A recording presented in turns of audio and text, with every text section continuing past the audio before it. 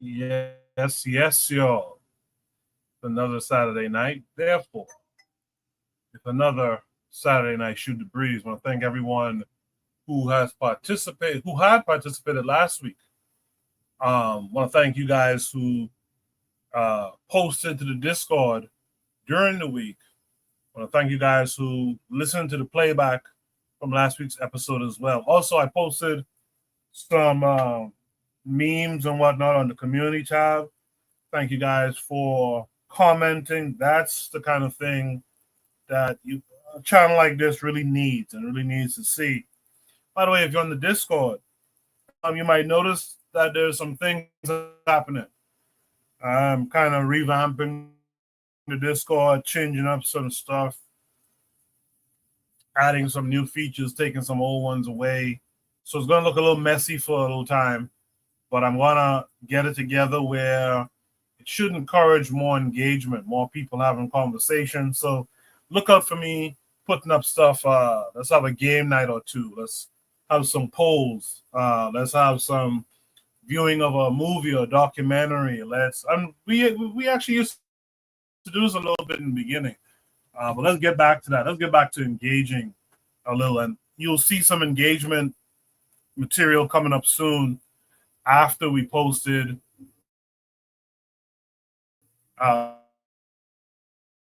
Shoot the Breeze episode, but not only on YouTube. With that said, I know tonight may be a tricky night because Canelo Crawford tonight. Make sure you guys hit the poll, vote on the poll tonight. That's at the top of the chat. What we have in store for you guys tonight? Tonight, we're going to be talking about Dr. Umar Johnson and Master Charlie. We're going to revisit the conversation we had a few weeks ago. Is aid killing Africa? But this time, we're going to hear from the economist Dambisa Moyo, as requested. We're going to have a discussion on the influence of different economic models in Africa and its effect. That's something I had questions about too last time we had that is aid killing Africa conversation. We're going to try to answer the question, how do you position yourself to win in a multipolar world? And that question is redirected at Africa herself. Lastly, with Burkina Faso's new family code, can they also ban interracial relationships? So those are the topics we have tonight. If you want to join the conversation, the live conversation, click the link pinned at the top of the chat. That'll give you access to the panel. And from there, you can give your thoughts on all these topics that we have tonight. So what we're going to do without further ado is start the show officially. And on the other side, I'll introduce any and all of my panelists, as well as drop Shoot the Breeze topic number one. Do stay tuned. Hit the like button in the meantime. Click the bell if you haven't subscribed. Share the show to your social media. We'll be right back.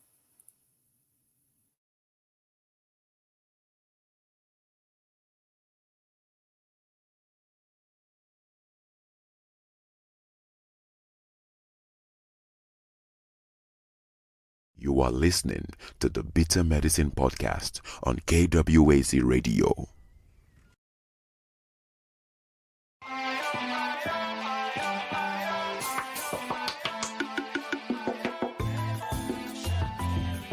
Welcome to the Bitter Medicine Podcast, where it's all about Black empowerment. Our show focuses on Black news and entertainment, arts, science, economics, history, people, and strategies that uplift, empower, and motivate Africans within the diaspora. And now, your host, whose favorite color is black, Goku.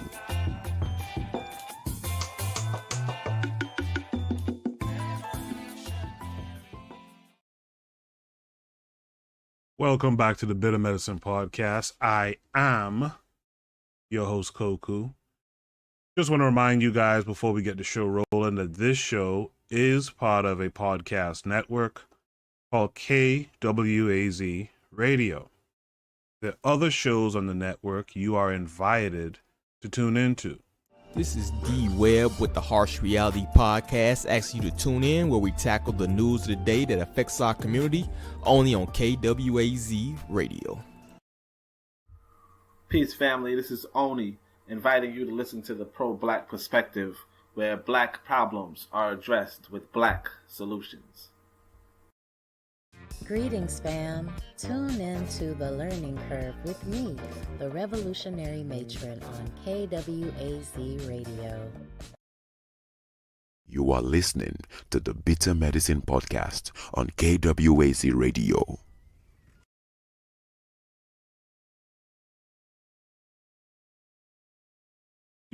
Once again, we're back for another episode. In fact, it's episode 211 of Shoot the Breeze. So I am happy that you guys have continued to support by coming through and giving a listen to the show. I'd like to get these numbers, the live numbers of the live chat up. I know it's difficult to do because the show's on a Saturday night. And a night like this, when we have this fight coming up with Canelo and Crawford, I know it's going to be a little difficult. But I just want to remind folks, you can have your TV on in the background, watch the fight, tune into the show at the same time, have these great discussions of these topics that people took their time to post and thought it was important and informational to the listeners. So by all means, have your TV on in the background, but you can still hang out with us. With that said, though, allow me to introduce my panelists who have joined us so far tonight. That'll be one, Jacadero. Jacadero, how are you this week? Hey, it's fight night, man. Omaha Representative Bud Crawford in the building. It's going to be a great night. Appreciate you, Koku. Yeah, appreciate you being here as well, man. Thank you for coming through. And the one and only Buana Haduziki. Buana, how are you this week? I'm good. I'm hoping everyone can hear me. Jacadero, I hope you're well. Koku, I hope you're well as well. Appreciate it. Yes, I can hear you. Like Jacadero said, appreciate it. Man, thank you guys for coming through. So far, it's just us, but you know how we do. We can make a show rock with just a few of us on the panel. Without further ado, though, let me get right to it. We Shoot the Breeze topic number one tonight.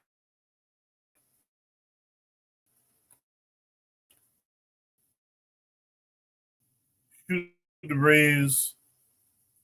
Oh, hold on a second. I have a little delay here. Okay, there we go. Shoot the Breeze topic number one says Dr. Umar Johnson and Master Charlie. You guys can probably guess where this is going, but this came with a link that's going to take us to YouTube, to one O'Shea Duke Jackson. Looks like you guys can't see my screen, can you? We can see there it. It goes. There's some delay going on here. Maybe I turn my VPN off or something.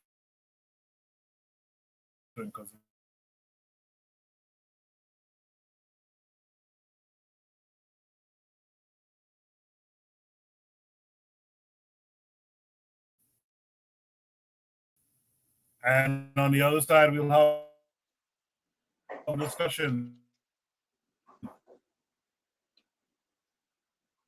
about Umar. You remember many years ago, he did a particular talk. And in the talk, he discussed some problematic people in the Black community. And to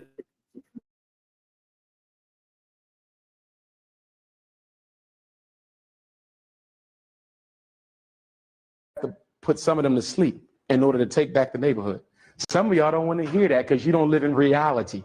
But I'm telling you, as a psychologist, I'm not going to be able to psychologize all of them on the corner. Some of them going to sleep.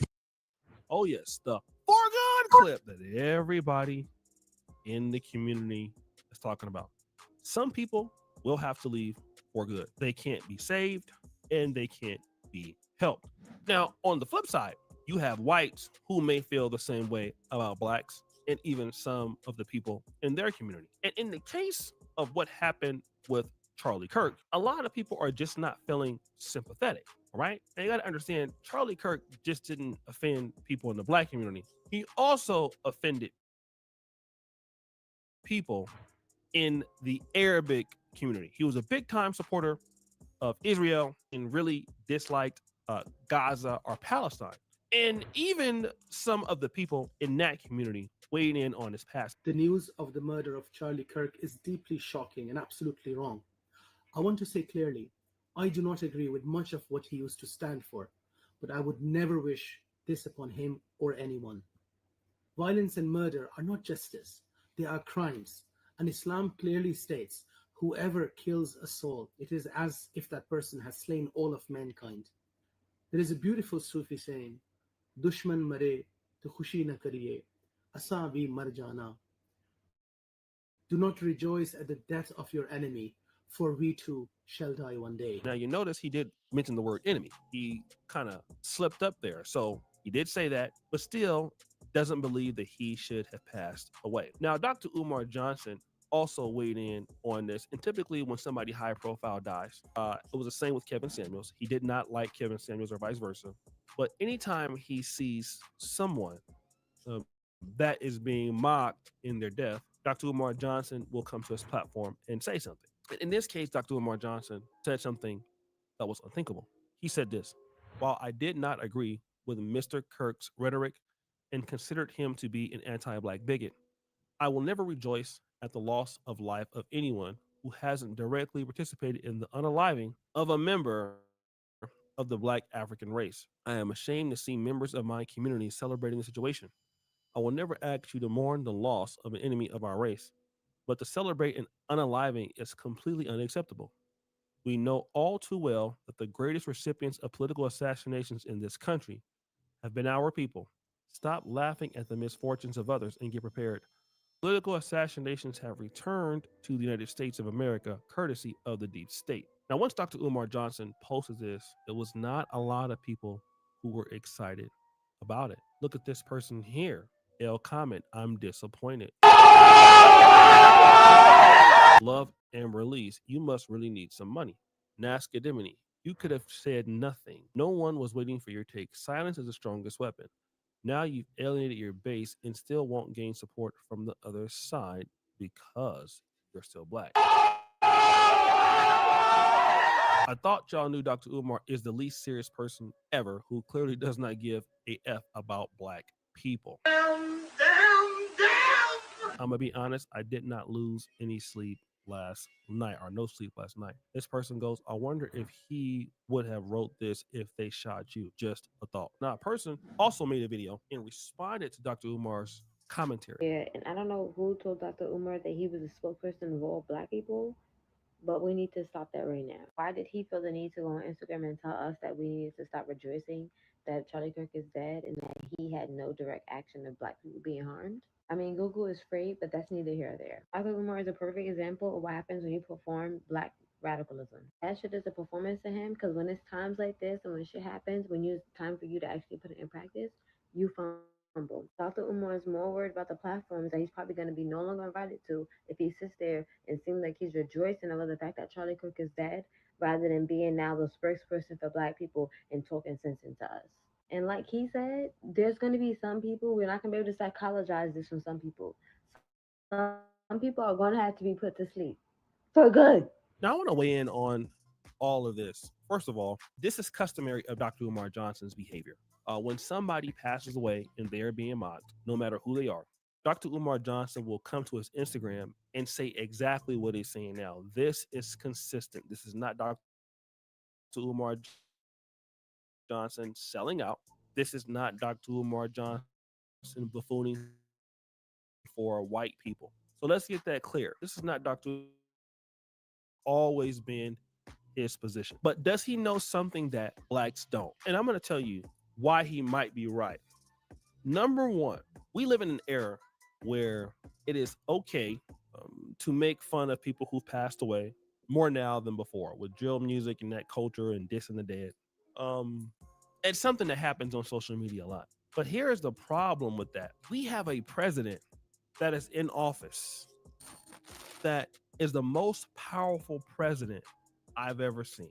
And I mean, like, it's almost like more power every day is being decentralized into his hand. He's almost like a dictator. I'm just going to be honest. That's my take. So, and right now you can't even criticize a Charlie Kirk. Okay. Charlie Kirk was not a politician, but this is how strong they feel. If you criticize Charlie Kirk, now if you're a foreigner, immigrant, what they're going to do is they're going to look to deport you. That doesn't happen any sitting president. That is almost a different. I don't know how constitutional it is, but that's something you expect from an African leader to do. Like we're in the country that I'm in right now, talking about the president badly. Don't go outside. Okay, it's you know you're doing the wrong thing. Okay, that's how it's starting to be right now with Trump. And so now he's already been shot at before. Okay. And so now he's going to increase his security wherever he goes. His security detail is going to be increased.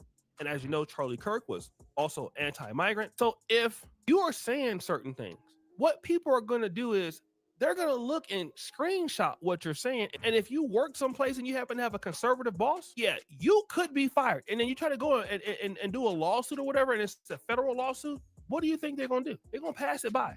Thousands of people are losing their jobs behind this. And this is what Dr. Umar Johnson probably understands. Okay, guys, listen, let's not focus on this and just get back to the community. And also, here's another thing.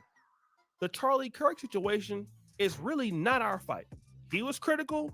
He said nasty things with the black community, but black people did not kill him. So what's happening is that you're going to get a war between the white liberals and the white conservatives. So blacks don't need to get caught up in that because whites are already getting more hostile towards blacks anyway. And I'm telling you from what I can see, and I saw this coming the last 10 years, a lot of white people on the right are tired of black people in their own mind, okay? They're tired of not being able to say what they want to say. They have the whole black fatigue thing. You would have never seen black fatigue come out on the internet 10 years ago. They were afraid to talk like that because they would get fired. Now they're not afraid to say those things no more, okay? So what's going to happen is black people getting caught up in that is dangerous for us because number one, we don't own the businesses. They do, or others own the business. So us getting caught up in that put us more in danger with them. And these white people are really not playing. I'm going to tell you that right now. One thing about white people is when they get ready to get turned up, they're really not joking. That's just what's happening. So that's probably why he's trying to not get involved with this because he understands that nothing can be gained from blacks getting involved with this. And he is right. I'm gonna be honest. If I was a little bit younger, I'd be like, nah, Umar, or whatever. But me being 44 and understanding and living amongst what whites can do, like I live all over the world, and I see the frustrations and calamities of what white supremacy is all about. And Dr. Umar Johnson, despite his shortcomings, he understands the play, and the play is not to be in battle with them right now. That's not it. Okay. He passed away. It's over. Okay. It's done. Let's go to the next thing. And that is the right thing to say. If you have a platform like Dr. Umar, that's the right thing to say. Because if you on here talking like that and you don't have no income, your income depends on somebody else, you don't have nothing to be saying. If you work for them, you really don't. They sign your check, and you got to be careful. Even if you work for white liberals, if you work for white liberals, even MSNBC, they're firing people talking about Charlie Kirk. Okay, political commentators are being fired. Look at this guy, Matthew Dowd. Okay, MSNBC fires analyst Matthew Dowd over Charlie Kirk's shooting remarks. What did he say? Hateful thoughts lead to hateful words, which lead to hateful actions. You can't stop with these sort of awful thoughts you have and then saying all these awful words and then not expect awful actions to take place. Basically, you cause yourself. The liberal left fired his ass. So then if they catch you, somebody online, screenshotting and calling your job, then your ass is going to go too. That's what he knows. So guys, what do you think? It's your boy O'Shea Duke Jackson. Back at it again. Club soda off, unless I was drunk. So KW Don 7 in the chat points out that Camjiverse did a brilliant analysis of Umar's buffoonery. You know, I saw Camjiverse's video come up, but I didn't have a chance to listen to it. When I did the search, O'Shea Duke Jackson came up, and I'm not really crazy about O'Shea Duke Jackson at all. In fact, if you listen to his commentary in that video that just happened, he's a scared Negro too.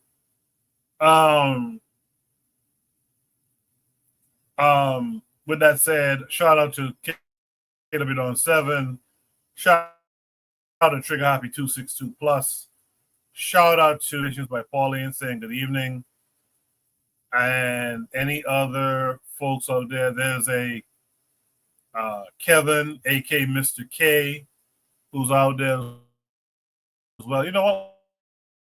While I'm here, before I throw it to the panelists, let me read some comments.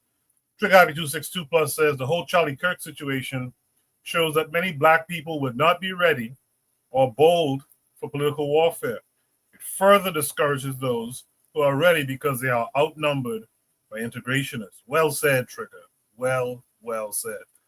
KW Don 7 says, how's Umar going to teach black boys military science when he doesn't even understand warfare?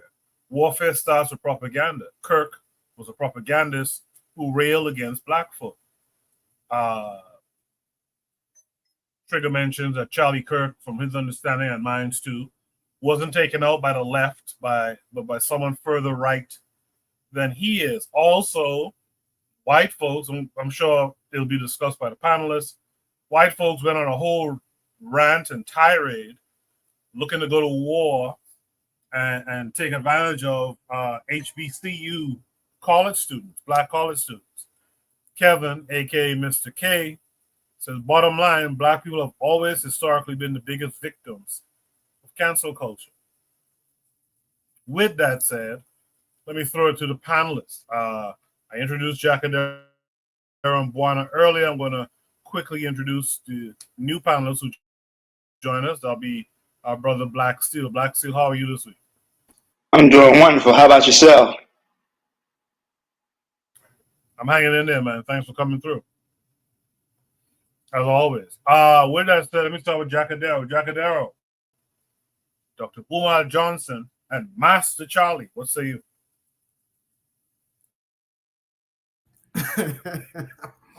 What? And hold on, I'm eating on this. I'm eating some good food right now. Not worrying about whoever was assassinated. But I got to see Dr. Umar twice when he came to Omaha. He spoke well. He's a great speaker. You know, he's probably, I'd say, the closest thing to this new age as far as nationally, the new age Khalid Muhammad, because he's entertaining and he's also insightful. So give him that. What bothered me about that statement when O'Shea Jackson said, "Oh, this is consistent," and like he's usually like this. That clip that we have showing right now, where he's like, you know, we need to get rid of the youth, right? The gang members, the drug dealers. Okay, cool, right? Like you want to say that, right? But you had no smoke at all. No smoke at all for this. I got to watch you speak, and you had the most to say, especially about white folks. But when it came time to put in, represent it, you folded like an envelope. It's quite comical. You know, O'Shea Duke Jackson says like, oh, like Umar should be, well, he alluded that Umar should be on the lookout or watch out. I think he's alluding to like Umar should be looking over his shoulder. Should he say something that might be inflammatory? Fuck that shit. Umar's been saying inflammatory statements his entire career. So what is he so scared about? Why are you scared? You're supposed to be the leader, right? You're the Prince of Pan-Africanism. Come on, this was terrible to see. And then especially Duke Jackson, even he was like tiptoeing. And it's like, you live in Uganda, as far as I'm concerned. So why are you, like you have every reason to be mincing your words in Uganda about Museveni, sure, but you live in Uganda. Like, what are you scared about? Huh? That was another thing. So this is my time to like rip into, pun intended, Mr. Charlie Kirk. Fuck you. Fuck you. Everything that the Empowerment Network works towards, you did everything that you could to draw up conservative support to make sure that that doesn't happen. But guess what? We're still here, Mr. Kirk. We're still here. You're not. Suck our fucking dick. Saying when you get on a plane, I hope it's not a black pilot.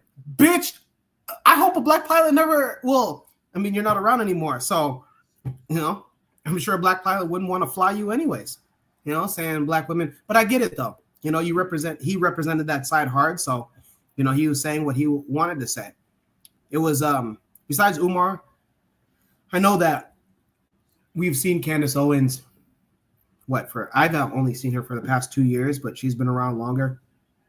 For her being a puppet for the right as well, and just like her crying, it's like you don't work for his company, you don't even work for the Daily Wire anymore.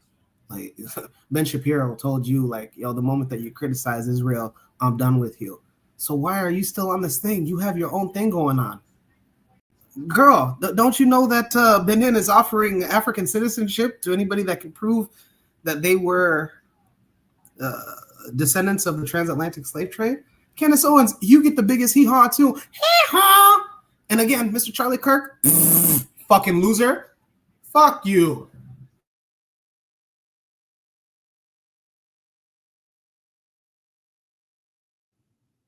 I appreciate that, Jacadero. Yeah, Cheryl is in the chat. She says, what Umar say now? Well, I posted it on the community tab on this YouTube channel, but I'll read it here for you about Charlie Kirk. While I did not agree with Mr. Kirk's rhetoric and consider him to be an anti-black bigot, I will never rejoice at the loss of life of anyone who hasn't directly participated in the unaliving of a member of the Black African race. I am ashamed to see members of my community celebrating this situation. I will never ask you to mourn the loss of an enemy of our race, but to celebrate an unaliving is completely unacceptable. We know all too well that the greatest recipients of political assassinations in this country have been our own people. Stop laughing at the misfortunes of others and get prepared. Political assassinations have returned to the United States of America, courtesy of the deep state. The best thing that Umar said in that, the whole thing was weak. Like someone said in, I guess, under this post, and O'Shea Jackson pointed out, you could have said nothing. So that's what Umar said. That's pretty much what we're discussing in Shoot the Breeze topic number 1 tonight, titled Dr. Umar Johnson and Master Charlie. With that said, let me hear from Buana next. Buana, what's it? Yeah, I think that O'Shea Du Jackson is deflecting. And what he is doing is he is putting onus on Umar Johnson as if he is a standard bearer for anybody. Umar Johnson is just a YouTuber. He's not and I guess the insult really is to undermine Pan-Africanism.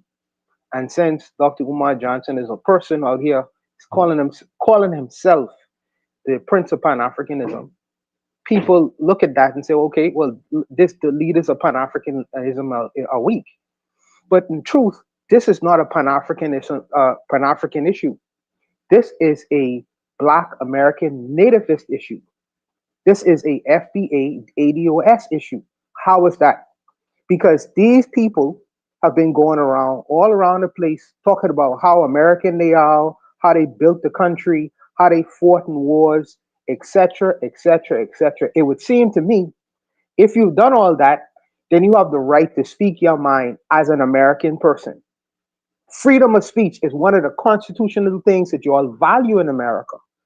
So if someone was to say, like Pete Hegseth saying, well, we're going to go after people who are criticizing this man's death, it seemed to me like the nativists, the people who are carrying the water for the American flag, is supposed to be the first person to speak up in the room to say, wait a minute, we are the foundation of this country, and we believe one of our essential ideas and values is the freedom of speech. You cannot take the freedom of speech away from us and stop us from speaking freely. The Pan-African is saying, well, my standard is Garvey. Let me say that. My standard is Garvey. My standard is not Umar Johnson. And what Garvey said about this, in terms of enemies, he said, listen, he said that his enemies and his children, they would see retribution for their injustice. And I mean, that's going to happen. But these people have been carrying water for in terms of American nationalism, which is that one of the values that they talk about is the freedom of speech.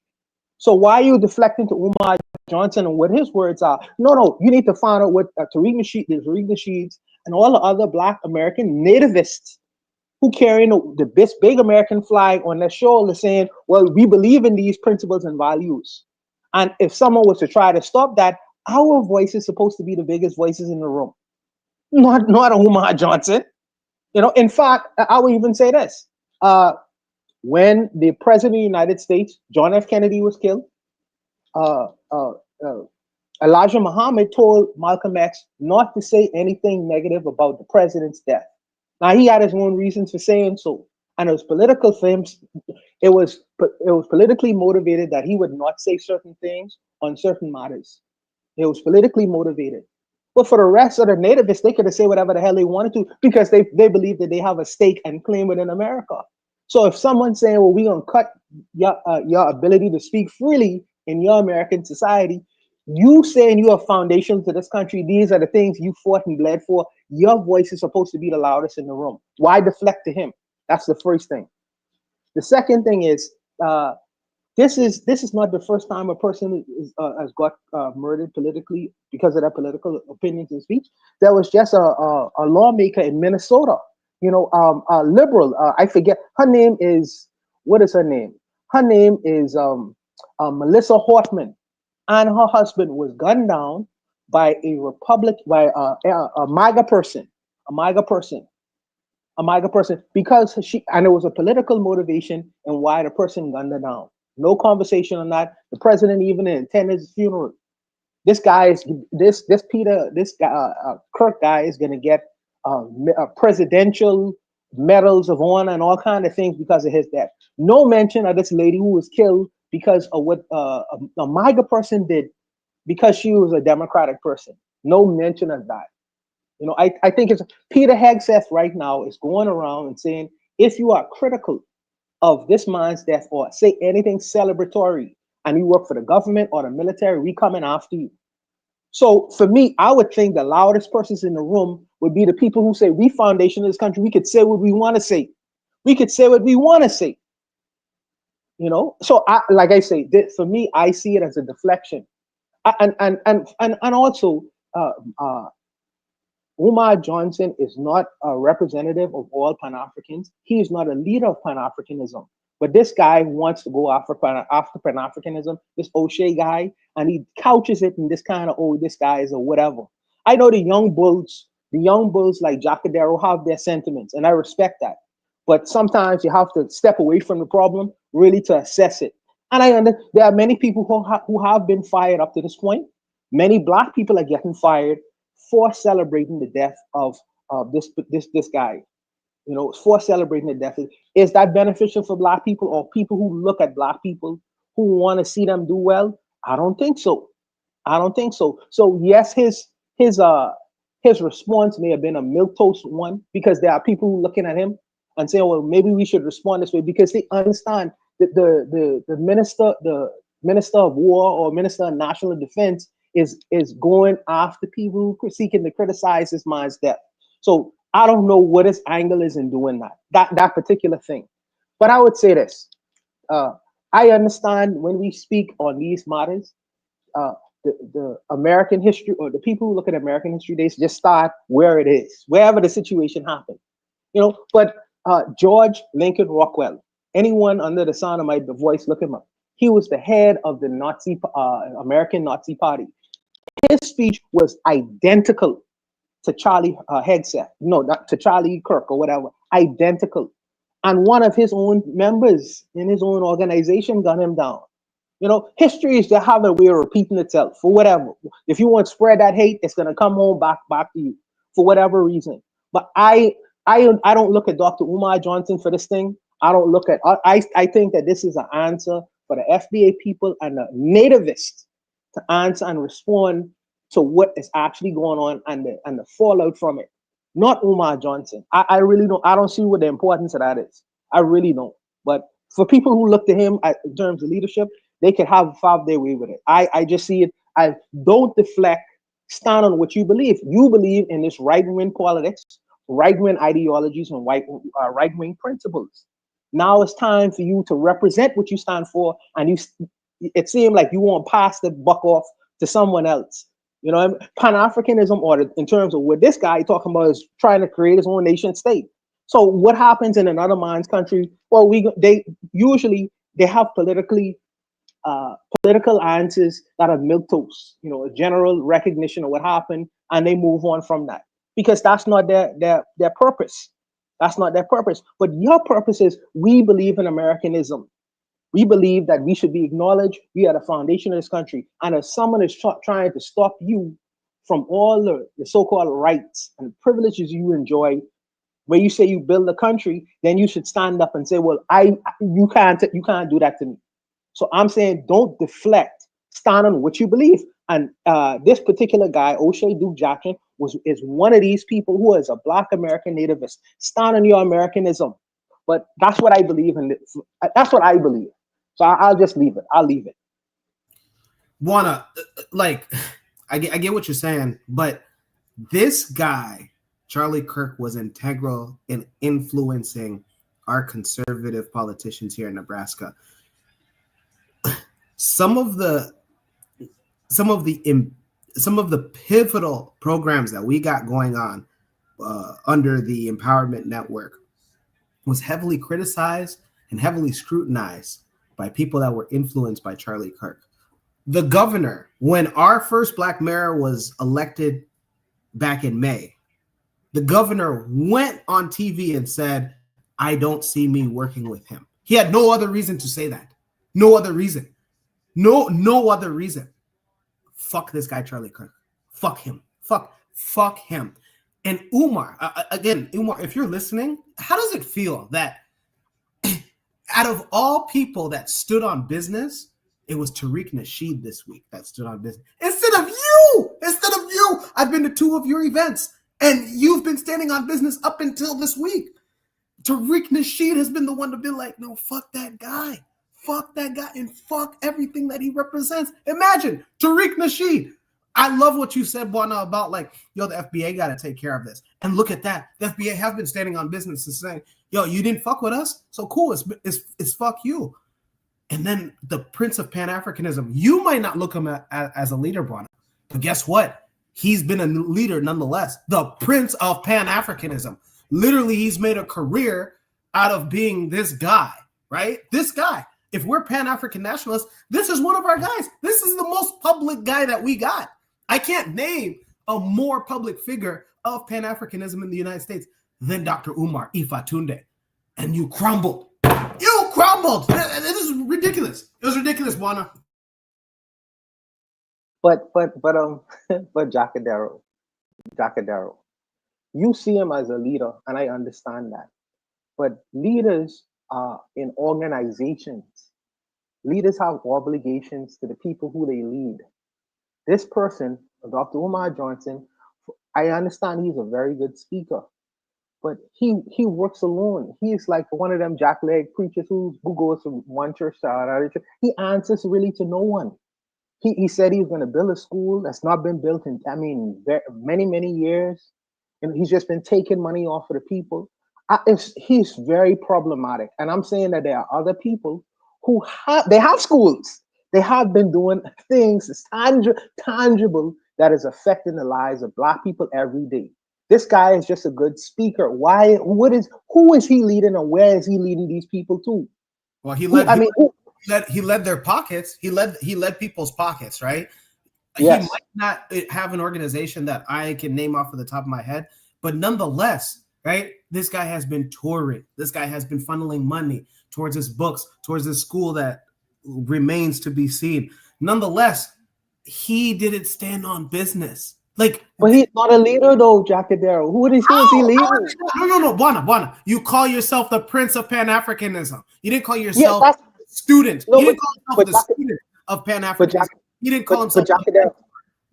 But Jacadero, he calls himself that. No one bestowed that title onto him. The people didn't come to say, we want this person to lead us. Just like how you go in elections to say, I want Trump to be the leader of this country.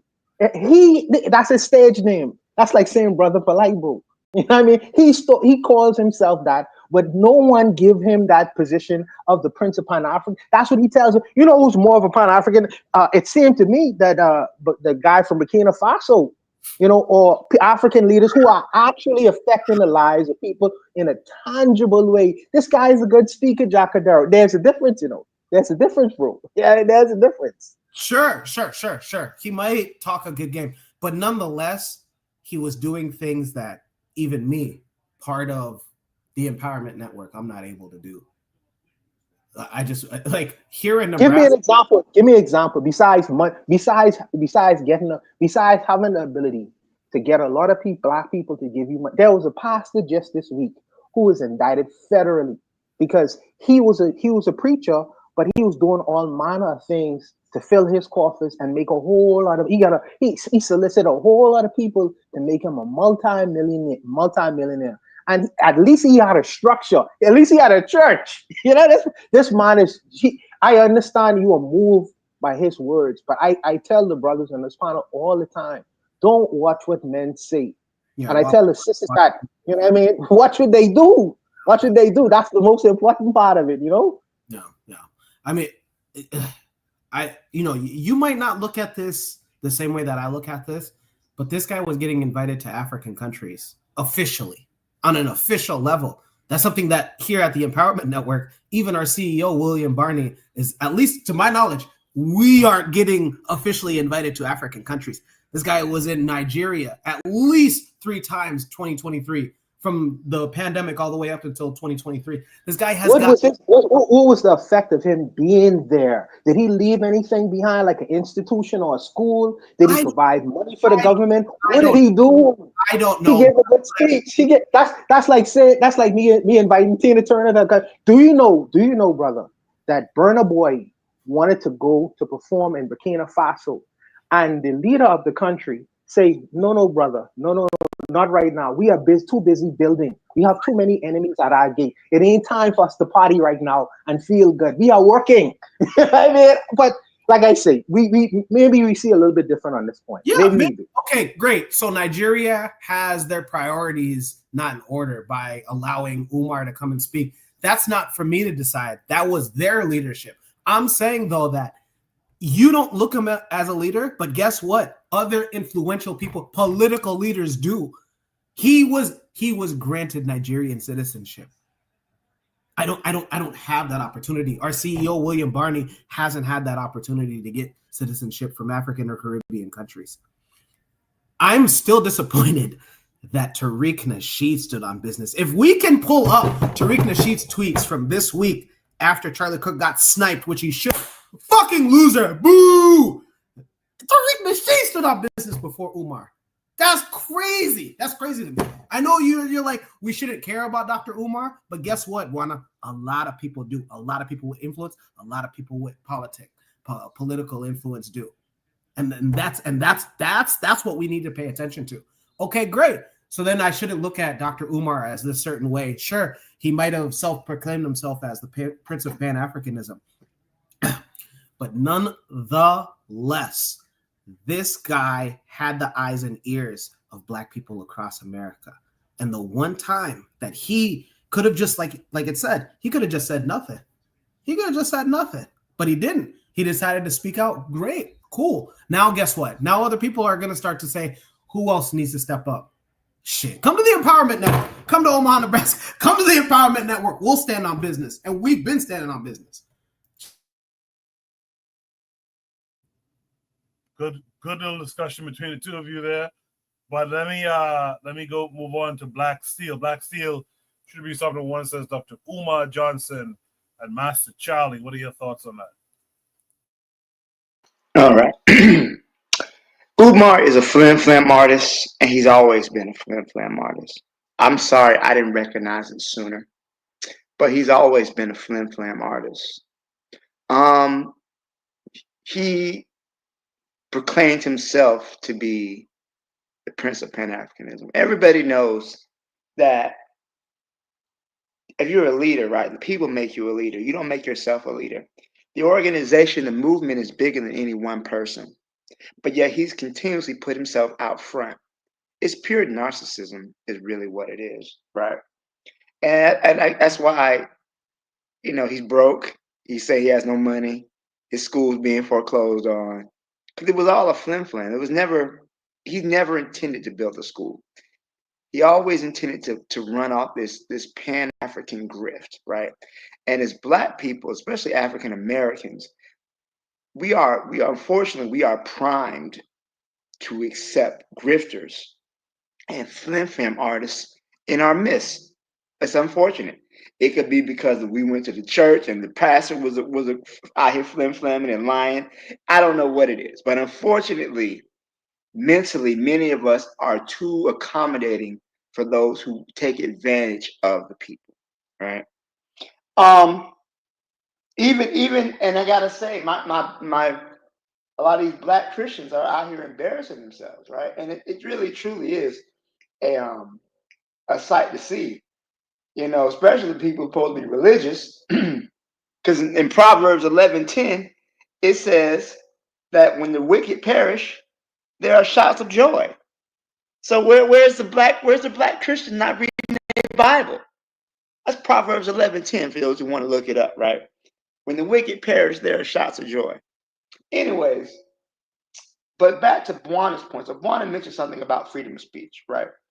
Freedom of speech means the right to express your ideas without government interference, right? However, there are caveats to that. So, for example, it doesn't apply to private organizations. So if I say, fuck the president, fuck Donald Trump, right? I cannot be arrested for that. However, if I work for a private entity, they can fire me for that, right? And we gotta email for those of us who are educated. We've already been warned. Some people already lost their jobs because they said negative things about Charlie Kirk's death. Mind you, the hypocrisy is so glaring because I remember very vividly when they mocked Trayvon Martin's death, an actual Black child. Okay, they mocked a Black child being murdered. That sister who got shot by the cops because he said he thought she was gonna throw water on him, and all she did was say, "I rebuke you in the name of Jesus." And he shot her. I saw her death mocked. Look at George Floyd. He's been dead for 5 years, and they got entire channels dedicated to mocking this murdered Black man. But yet Charlie Kirk is beyond the pale. Fuck that.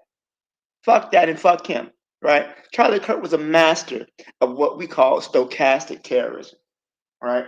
I think I mentioned the term stochastic terrorism on here before. But stochastic terrorism describes the use of rhetoric by public figures to demonize a group of persons, increasing the probability of a statistically predictable but unpredictable act of violence. Basically, They set the stage. They say, fuck these Muslims are dangerous and whatnot. And then, but if somebody goes out there and attacks them, they can claim plausible deniability. Like, oh, we didn't know what happened behind that. This man, so for Umar to fold like this, Umar folded like a piece of origami, right? Okay. We have a right to celebrate the deaths of people who hate us.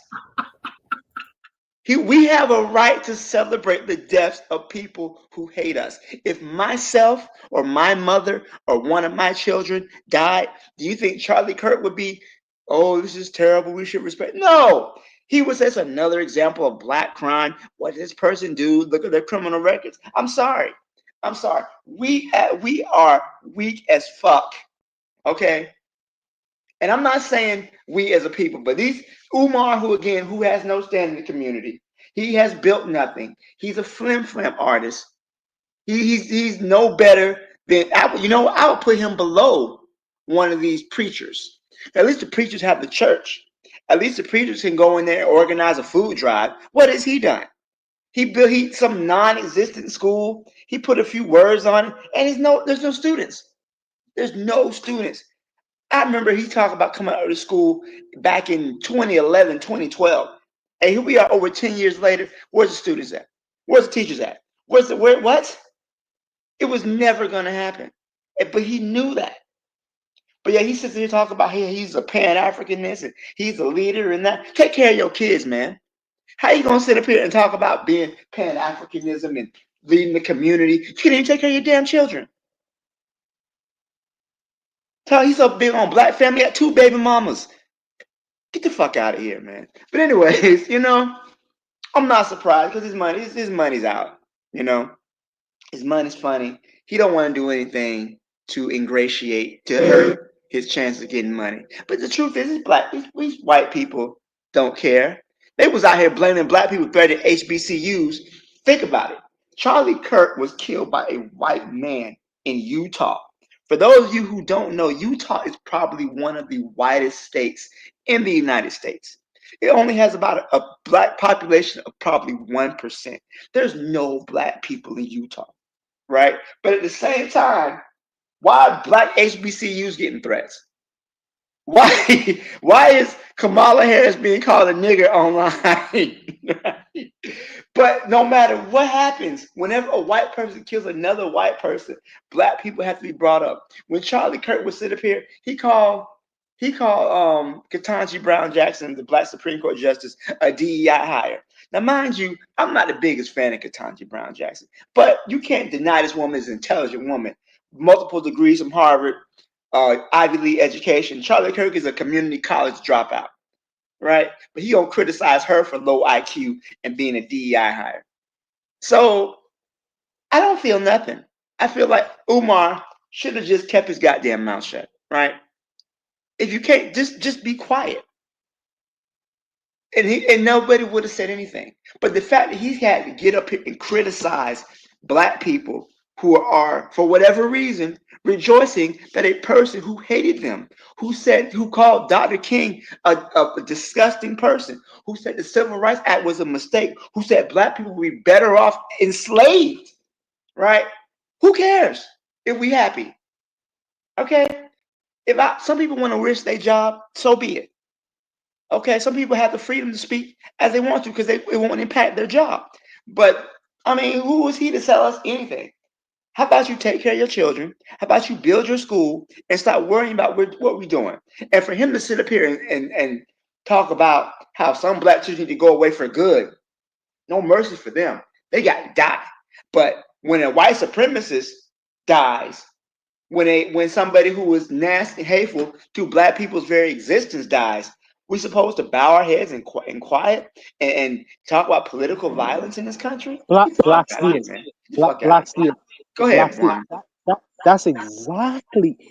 I want you to look this up, brother. Pete Hegseth was praying before a military audience.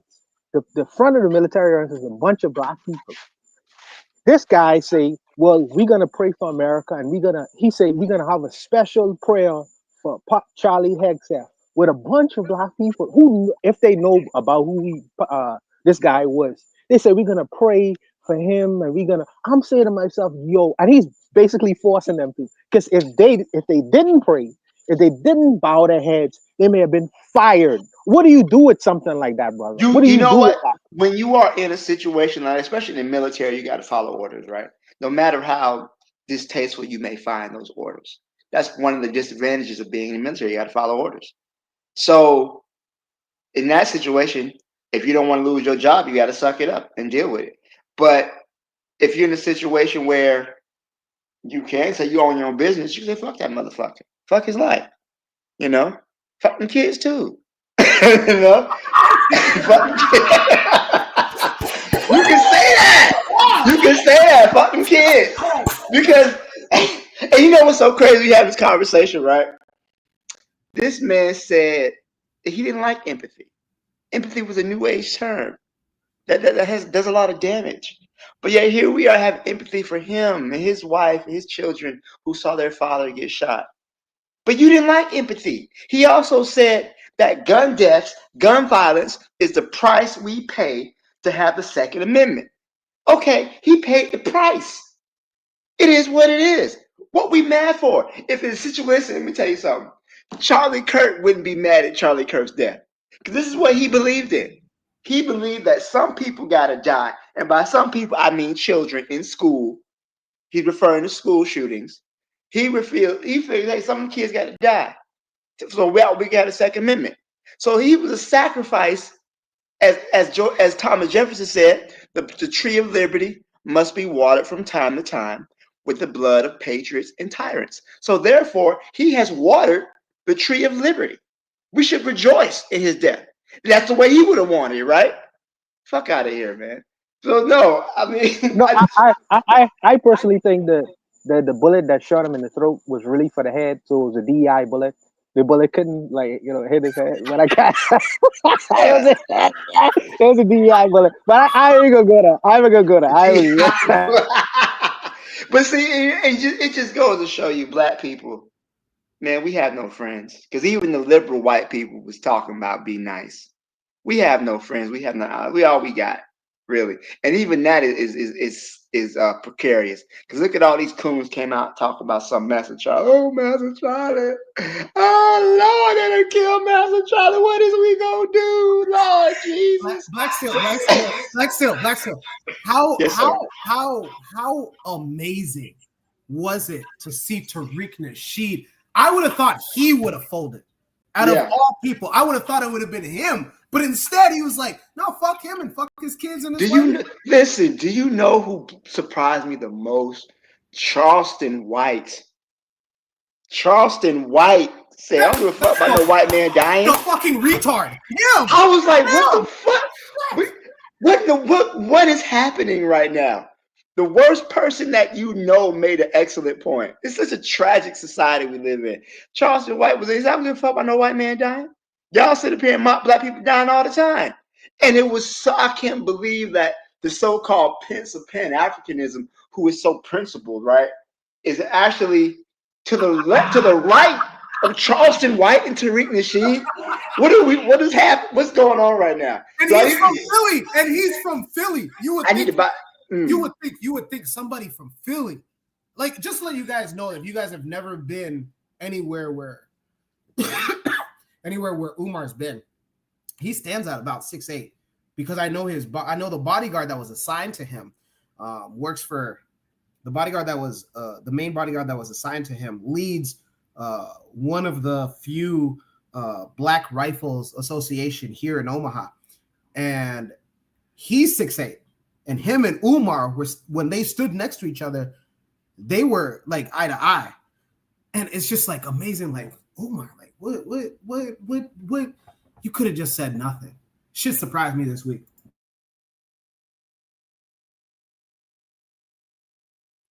Good stuff, man. Let's hear from Ditso. Ditso, how are you this week? Hello, everyone. Pura vida.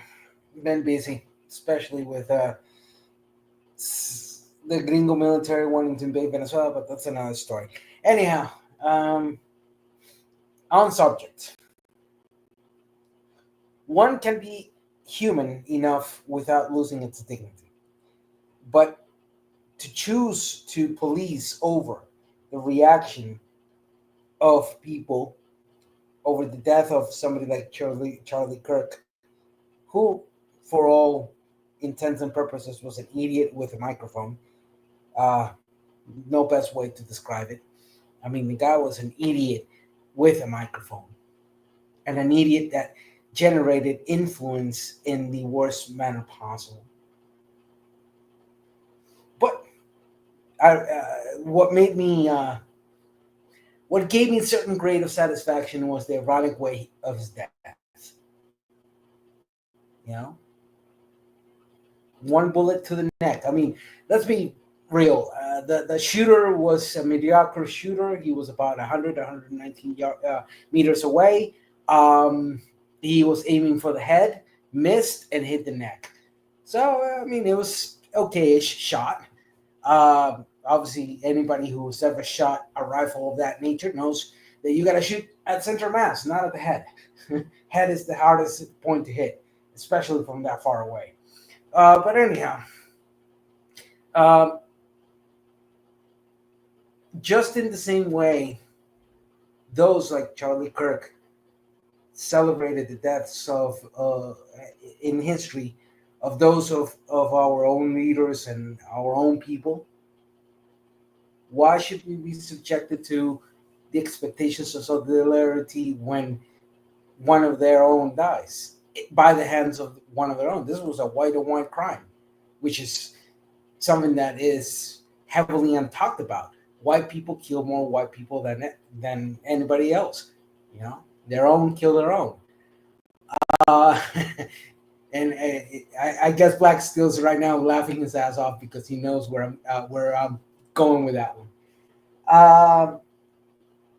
So anyhow, point being is Charlie Kirk in the last, I would say, almost 70 years is just one more example that United States is nowhere far from what happens in my region, Latin America, Central America. Hell, in the last 60 some odd years, a president has been assassinated. A candidate to presidency was assassinated. Several civil liberty leaders like MLK, Malcolm X, and so many others were murdered. And this new recent white on white crime against Charlie Kirk, you know, just before him, Democrats were shot at and killed. And, you know, where was the empathy of the Republican then? Nowhere to be found. So, in short and concise way, I agree with the words of everybody that says here. I can be human in saying I oppose violence. I know that violence will beget violence. But to have empathy for the man who was killed by one of his own, fuck no. Fuck that guy. And I'm an atheist, but for the argument's sake, if there's a heaven or hell, I am expecting for that motherfucker to be in hell. Can I have a grade of empathy for children who are innocent, even if they're this guy's children? Sure, to a grade. But that doesn't change the fact that I can say, fuck them. Pero mi hermano, if right now, the president wants to unalive Maduro. Oh yeah, Maduro. I already heard that. I mean, right. And don't get me wrong. Tariq Nasheed and Umar Johnson are both charlatans and both are worthless piece of shits. Both of them. No, but hear me out. They want to unalive Maduro right now. If Maduro is unalived by the government and Charlie Kirk lived, do you think he would have empathy for Maduro's children? No, of course Absolutely not. He wouldn't. I'm not saying Absolutely he would. not. No, of course not. But in this sense, what I'm saying is, I as a human, I as an individual, can have human dignity, can have a human notion, but without losing my dignity. So I can say, fuck him. He died. Oh well, I saw the video. It was an okay shot. Um, how fortunate that the guy who was shooting at the dictator wannabe of the United States, the Maduro of the United States, didn't missed. But oh well, uh, I guess second best prize, as they say. Uh, so in this manner, I completely understand. Why should we celebrate the deaths of those who wouldn't celebrate our own deaths? So in that manner, uh, in his famous words that the cost for the Second Amendment is a few deaths. Well, congratulations, Charlie Kirk. You just proved your point. You are dead. You left your children fatherless, your wife a widow. So, was it worth it? Guess I You will know, never it's have funny my you did answer. mention. He did talk See, we got about to remember. fatherlessness We in got to remember what documentary. Malcolm X said. Malcolm X said something after Kennedy's assassination. He said, "Chickens coming home to roost, never made him sad. It only made him glad." Charlie Kirk, he Charlie Kirk trafficked in violent, hateful rhetoric, and that same violent, hateful rhetoric came back on him, right? And that's what it is.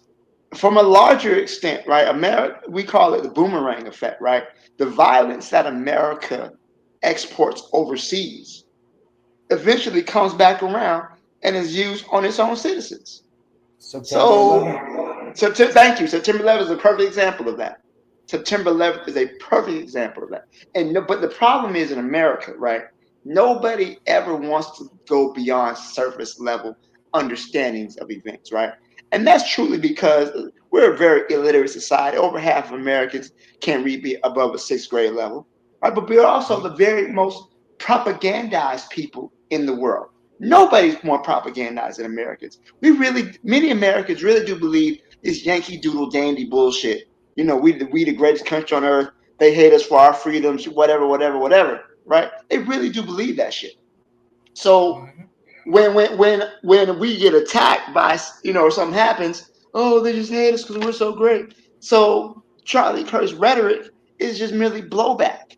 It's this man sat up here and joked and laughed about children being murdered in schools in the U.S., children being blown to pieces in Palestine, only for himself to get shot. The So universe is not without a sense of irony.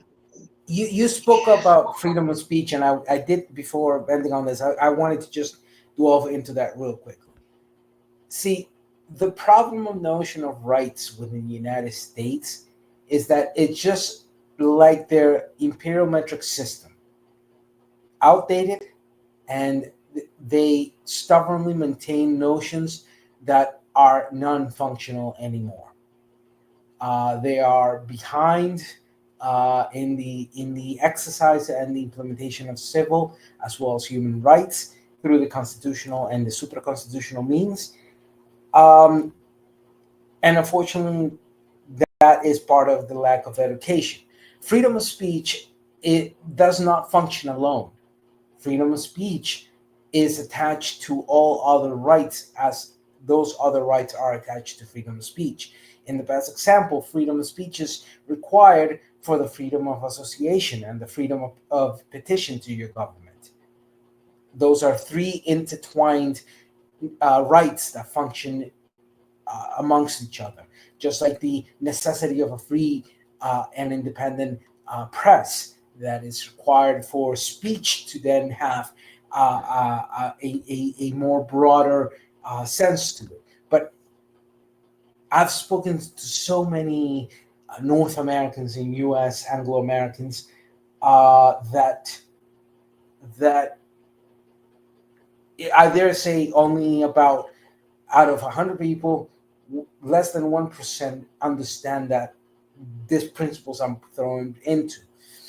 Um, and in the matters of the application of civil rights through the Constitution, You have a constitution that is 250 years old, that's only barely has had 27 amendments, freedom of speech for the past 200 years, including all other rights, have been intertwined in the Western Hemisphere through the Mexico up to down to Argentina, and in many Caribbean countries which applied constitutional republics into function. So the United States is not the only country that has freedom of speech, but you also have learned that you can't have freedom of speech by itself, just mentioned on the Constitution, on the First Amendment that includes one prohibition and 5 other rights. The point being, and to close with this, freedom of speech leads to action. Mhm. I want to build on that for a second. Yeah. Just Let for me a second. conclude on this. Freedom of Okay. speech directs to action, and freedom of speech that directs to action has consequences on the real life. And today, Charlie Kirk is a consequence of his freedom of speech. It came back to haunt him and bite him on the ass. I just want to build briefly on what Ditso just said in this freedom of speech issue, because they had a prompt last week where this African guy says Black Americans have no culture, and it's on that particular front that I believe African Americans have a culture of freedom of speech. They have a right. In fact, they are the most expressive black people in the world because of that right of freedom of speech. That's one of the parts of the culture that I really respect. You know, they have a right to say fuck the f the president. You know what I mean? F the president and f you if you don't like me. They in terms of speaking up for their rights, in terms of being the most vocal people in the world. I feel like that is a part of their cultural heritage and background that African guy ignored, and I appreciate that. I appreciate people who are expressive and have a right to say. See, me in my country right now, if I say "f the prime minister," the police will show up at my door. We don't have a culture that here, and in many Black Caribbean countries and African countries, you don't have the right to be so expressive. And me personally, I appreciate the fact that they have a culture of doing that. You know what I mean? They have a culture of doing that. They're not gonna sit quietly and just have you say something without them responding to that in kind. And that is the distinctive difference that I feel that separates uh, the Africans in America than Africans in different. If when we express ourselves in these Caribbean African countries, bro, we could go to prison, we could get tortured, all manner of things, and they have a culture of doing that. Even though it could happen to them too, they still express that right because America, for right or wrong, is a revolutionary country. Their country was born out of revolution, and they have that in them, and I respect that about them. I gotta tell you. With that said, let's welcome in Brother Bakari, who's been waiting a while now. Brother Bakari, how are you this week? Man, I'm great, man. How about you? People on the Hanging in. panel and people in the chat. Well, first, what I want to say, something I said a long time ago. These big YouTubers with all the man, them the new, man, that's the KKK, coons, clowns, and cowards. Was Umar considered a leader? Maybe not by Bawana, but he was considered a leader by a lot of people. Like the guy, I can't remember, Jack Adero, I think I'm saying his name right, from Nebraska. Uh, he was being invited places by his estates, right? Do I say he a flim flam artist? It took me a long time to figure out that he was scamming. Maybe he wouldn't have. He was just so arrogant and narcissistic where he just felt he was gonna do everything uh everything himself, right? But for me, like I wouldn't have seen what Umar said if someone didn't send it to me. I don't know what Tariq Nasheed said because I don't follow none of them. I know what he said when he talked to Jared Taylor, and he consistently called Jared Taylor sir, and he consistently told Jared Taylor that the white supremacist white people, they are the smartest people in the world, right? That's what he said in a face-to-face interview with Jared Taylor. That's Tariq Nasheed, that is. So I don't follow none of these. I don't follow none of these people, even though Umar has said things that been I said, man, Umar's has become a clown. But has Umar ever done anything for the community? I remember he used to have that phone call where I don't know if he still do it, where parents could call in and he would help parents when they was talking about putting kids in special ed. I know because I've been in it live at least 2, 3 times just listening, parents calling in and he giving them advice. And he would be on that phone call for more than an hour, just talking to parents who would call in and they would then, you know, they'll call back again. Some of them, I was on there a couple times just listening. Well, a couple of them had called back and like, what you did, what you told me was right. I thank you very much. I thank you very much, Dr. Umar. So Dr. Umar, he didn't open the school, but did he do things? I think that helped the community if he's helping parents keep their children from special ed, because they'll throw you in special ed, they'll use certain words and keep your kids there, and your kids shouldn't be in special ed, but they just don't want to help them and they want to put them behind. But as far as this, don't be celebrating Charlie Kirk's, I said the bastard name, the dead Kirk guy. Don't be celebrating his death and he's coming out and he went like he's scolding black people. The hell with that, right? So, and I did go on one of his things and comment because this was big. I just looked. It was a guy did a video talking about Umar. He was like how he donated to Umar school and he believed in Umar to the end. And but until Umar did that for the Kirk guy, the dead Kirk guy. But Umar called him a coon. So I just did one thing. I say, so the black guy's a coon for critiquing you, but the Kirk guy, you call him Mister. It's that's the coward. All you have to do is read it. That's the cowardice. I used to love pit bulls. I was a breeder, man. When I moved from Texas to Georgia, I had about 17 dogs. And it's a term that dog men use. It's called a cur. And black people in this country have turned cur. And Umar showed you that he have turned cur. Some people use the word black people have become docile. But I like dogs and I like animals and I can relate people to animals. And we have turned cur. Turning cur is all the courage and everything you have been beaten out of you. In that statement Umar put out, it has been beaten out of him. It has been beaten out of most black people in this country. And one thing he did say, like Koku said, be prepared. That's the only thing he said, right? But now I'm gonna go back. While everybody beating up Umar, it's something I won't let go. There's a lot of black people that chose the KKK and the neo-Nazi trying to prove how dumb black people was to vote for a Democrat in this part. What's the difference? What's the difference in those people and Umar? There's really no difference other than we talk about Umar because Umar is known and people see Umar, but there's really no difference when coming up to the campaign.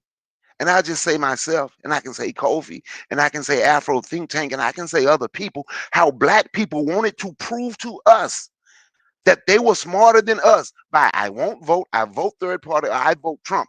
It's okay for him to be in, they're both the same. There's really no difference. They are all choosing the KKK and the neo-Nazis over their own people. And none of them never come back and say, you know what, man, I was wrong. We was wrong about this. This guy told you everything that they doing, he was going to do it. But nobody want to come back and say they're wrong. So it don't start with Umar Coward's statement. It starts during the campaign when the lunatic in office grabbed the mic and basically talked about how he wanted to hurt black people. And we chose to sit back. He won the state of Georgia. There's over 500,000 black people didn't vote. He won the state of Georgia. Black people didn't vote. Now we can say he cheated. Maybe he did. But we have to think about the role that we played, and we have to think about the role how all we wanted to do. In Koku, you know I'm not lying because you was on the lives. How we wanted to prove that they were smarter than other black people because all they do is vote Democrat, vote blue, no matter who. And I kept telling people during the election, this is not about a Democrat or a Republican. This is about somebody clearly telling you he want to hurt you. This is clearly telling you about somebody who's blowing a dog whistle to have Haitians hurt. So now when the Kirk guy get dead, now his wife stand up and peek and say, y'all don't even know what y'all have unleashed. So now Umar said, get prepared. I'm going to ask the question, are you prepared? And on that, I yield the mic. Bakari with the pressure, as per usual. Thank you for that, brother Bakari. With that said, let's hear from Sister Sister Cheryl from the chat. Cheryl, how are you this week?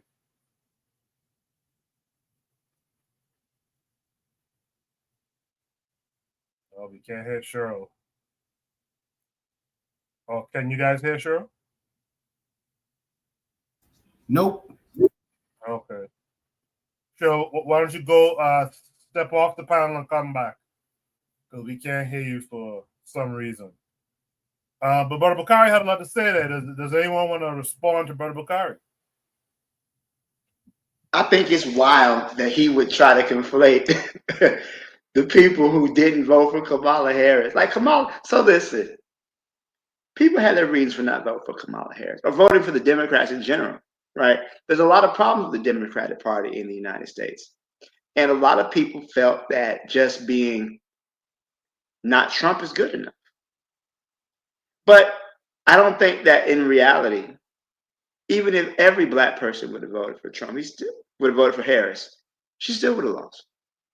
Because black people don't make up the majority of this country. The fact that Trump is president again does not lie at the feet of black people, right? That's not on us. That is on the white majority who wanted him back.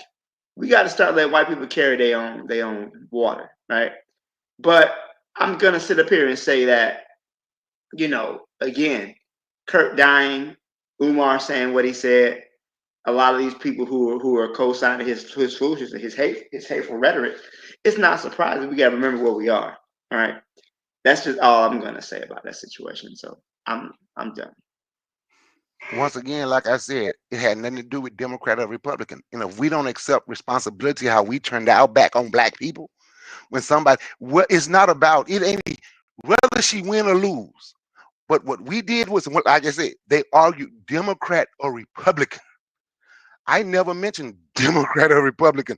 Somebody who's in charge who told you before they win, he want to get his military and put them in black cities. They're in D.C. He talking about Chicago, got people focused on Chicago, but I got a homeboy in New Orleans who worked for the black press in New Orleans. They supposed to be in New Orleans.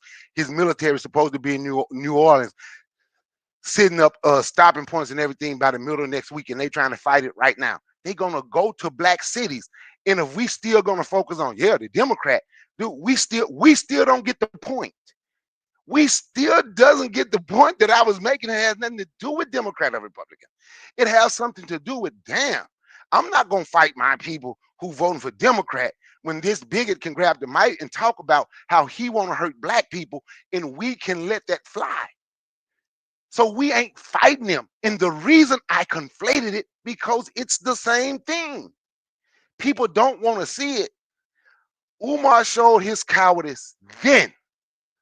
Don't talk about him, because Umar is fearing retaliation. When these people up to the election, and I played these videos at least 10 times, when they was like, if Trump lose, they gonna go to war. We glad we got these people with us because we gonna do this. Koku, you heard them. Buhana, you heard them. They constantly sent threats. So I always said black people made sure that they didn't want to do certain things because of the threats. I was saying I wasn't going to vote until they started talking about how they want to harm black people, until they started talking about how, I'm like, our people been oppressed enough trying to vote. Well, they showing up to the polls with guns. So now they want to kill us if we going to vote and that bastard don't win. So I said, I'm going to give them their opportunity. I'm going to be there, and I hope he loses. And I said it loud. Wasn't afraid. And it had nothing to do with a Democrat versus a Republican. It had something to do with somebody blowing a dog whistle, letting the whole world know how he wants to hurt black people. Now look at because his whole cabinet is Charlie Kirk. Stephen Miller wants the USA to be 100 million people all look like him. Darren Beatty is out here co-signing, saying they want to sterilize low IQ people. You know who MAGA consider low IQ? Darren Beatty is out here saying Trump, well, black people need to learn their place and bend their knees and bow to MAGA. And we are still focused on Democrat and Republican. We ain't focusing on the bigger issue that these people right here, they telling you what they're going to do and they doing it. And I just say, are we prepared? To hell with Kirk and his kids. To hell with Kirk, his funky ass kids, his funky ass wife. But are we prepared? She said, we don't even know what we done unleashed. That's what she said. I don't know. I don't care. But are we prepared? Or are we still going to be arguing about, see, the Democrats did this and they don't never do right? Or are we going to be like, you know what? We were wrong. We got to come together and because we need to fight. I think a part of what Bakari's saying too is even if, let's say, all blacks had voted, even if Harris still lost, at least it would have shown with more black people voting for Harris, and it would have shown like an active, how do you put it, active disdain for Trump, an active belief in, let's band together and let's not let this guy, because this guy is threatening our existence and our well-being. Let's come together. And I think black folks did vote something like 90% or something like that. But had it been higher, again, even if Trump still won, at least it would have said something about where the mentality was for black people. And with none of that happening, with black folks not voting higher than they actually did, and Harris losing, now here we are. So it's an interesting point that Bakari is kind of trying to drive home there. But with that said, let's hear from Sister Cheryl. Cheryl, in the chat, you just said, I'm dead. What's going on?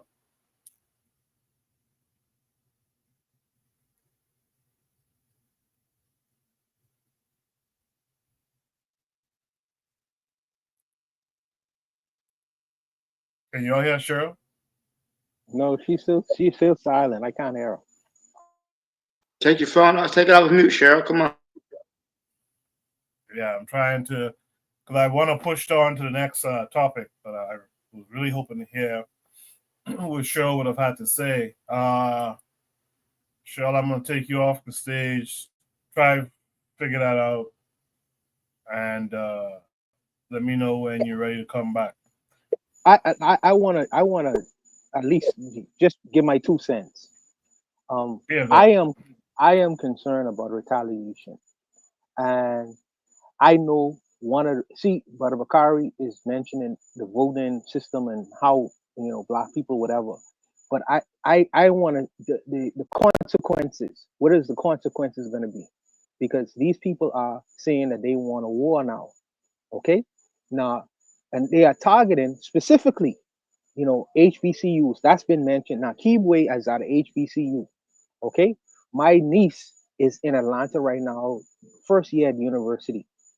I am concerned about lone wolves feeling empowered to do something in terms of what happened to this guy's unalivement. So I would suggest that people on HBCUs exercise your Second Amendment, exercise the Second Amendment, and it's a serious thing now in the United States, man. I am very concerned, very concerned. So I would suggest the brothers and sisters exercise their Second Amendment rights, because you don't know who coming on campus trying to engage in ridiculous things, and this is where we are right now. So I am concerned with right now, right about now. Yeah. Just to put this forward, retaliation is coming even if the shooter was a white nationalist Christian, born and bred in the middle of the United States, Utah. That is coming. So, yeah, just get prepared, and in that event, it's you or them. Appreciate that, did so. So KW7 in the chat says 92% of black women voted Harris, 78% of black men voted power. So, to go back to what I was saying. How many black people didn't vote? I'm sorry, I don't mean to cut you off, Coco. Tell them to look up and find a number. How many black people didn't vote? And that's the point I'm making. Yeah, Bakari, if the people didn't vote, that's because they didn't feel the party offered them anything and to that's vote why, for. watch this, and that's why, and that's the stupidity I keep talking about. That's I'm not stupid. Hold on, that's not stupid at all. So you telling me somebody can grab a mic and talk about killing black people, but I'm more concerned about a Democratic Party? And now look, it's the so let me ask you. We live in a two-party folks, state, right? If the Republican Party is saying we're gonna do this, and the Democratic Party says this, they saying they're gonna kill you. One saying they're gonna kill you. But here's the thing. Here's the thing, though. What is the Democratic Party offering to their constituents? Okay, so watch this. Coco, let me say this, right? Where did Trump say he's gonna kill black people? Where did Trump say he's gonna kill black people? I don't recall Trump saying that. Trump didn't have to say it. So hold on. Wait a minute. You say who? Because so let me finish. I showed several. Coco saw it. I showed several times the governor of West Virginia. I showed several times damn congressman from North Carolina. I showed several times senators. Coco, am I lying? When they was talking about if Trump lose, how they ready to go to war. Am I lying, Coco? They said it several times. When we sit here, hold on, but hold on. I understand. But look, this is my point for me. So now we don't have no unity. Because for me, anybody still talking about a damn Democratic Party, they don't know what side they on. I know I'm on the black side. So who is supposed to They are confused. They are confused. You don't say it's not about Democrat or Republican. So who were they? You're on the black side, dude. You're supposed to be on the black fucking side. When people talking about killing black people, how the hell you started talking about a Democrat and Republican? Who are we supposed to vote for then? Who are we supposed to vote for? If you say it's not about Democrat or Republican, right? The Republicans You vote for the person who you know have a chance to win, who don't want to do this shit. But this is why that Boondocks with MLK was so damn funny. Black folks waxing Wayne, love it.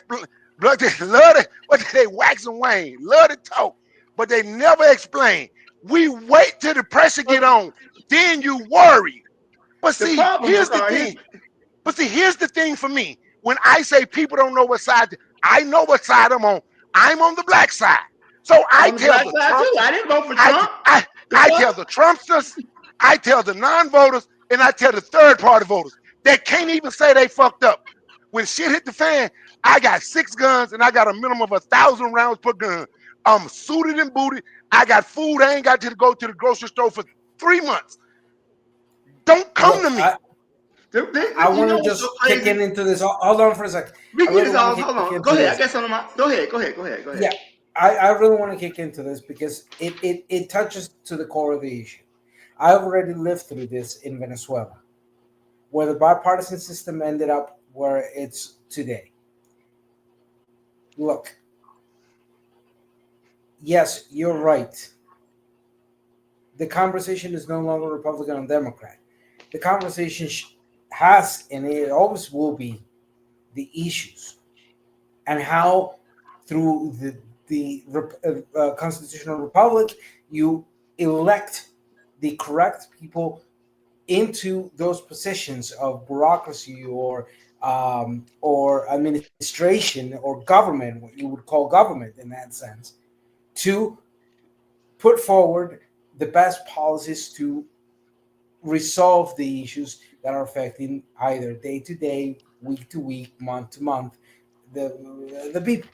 So the conversation is how does the United States evolve from a failed bipartisan system to a multi-party system where representation is no longer a money sum game, but an actual form of representation, where yes, mistakes can happen.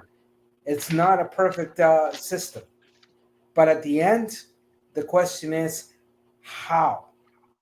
And that for you in the United States, you're not even remotely close to even having that particular conversation.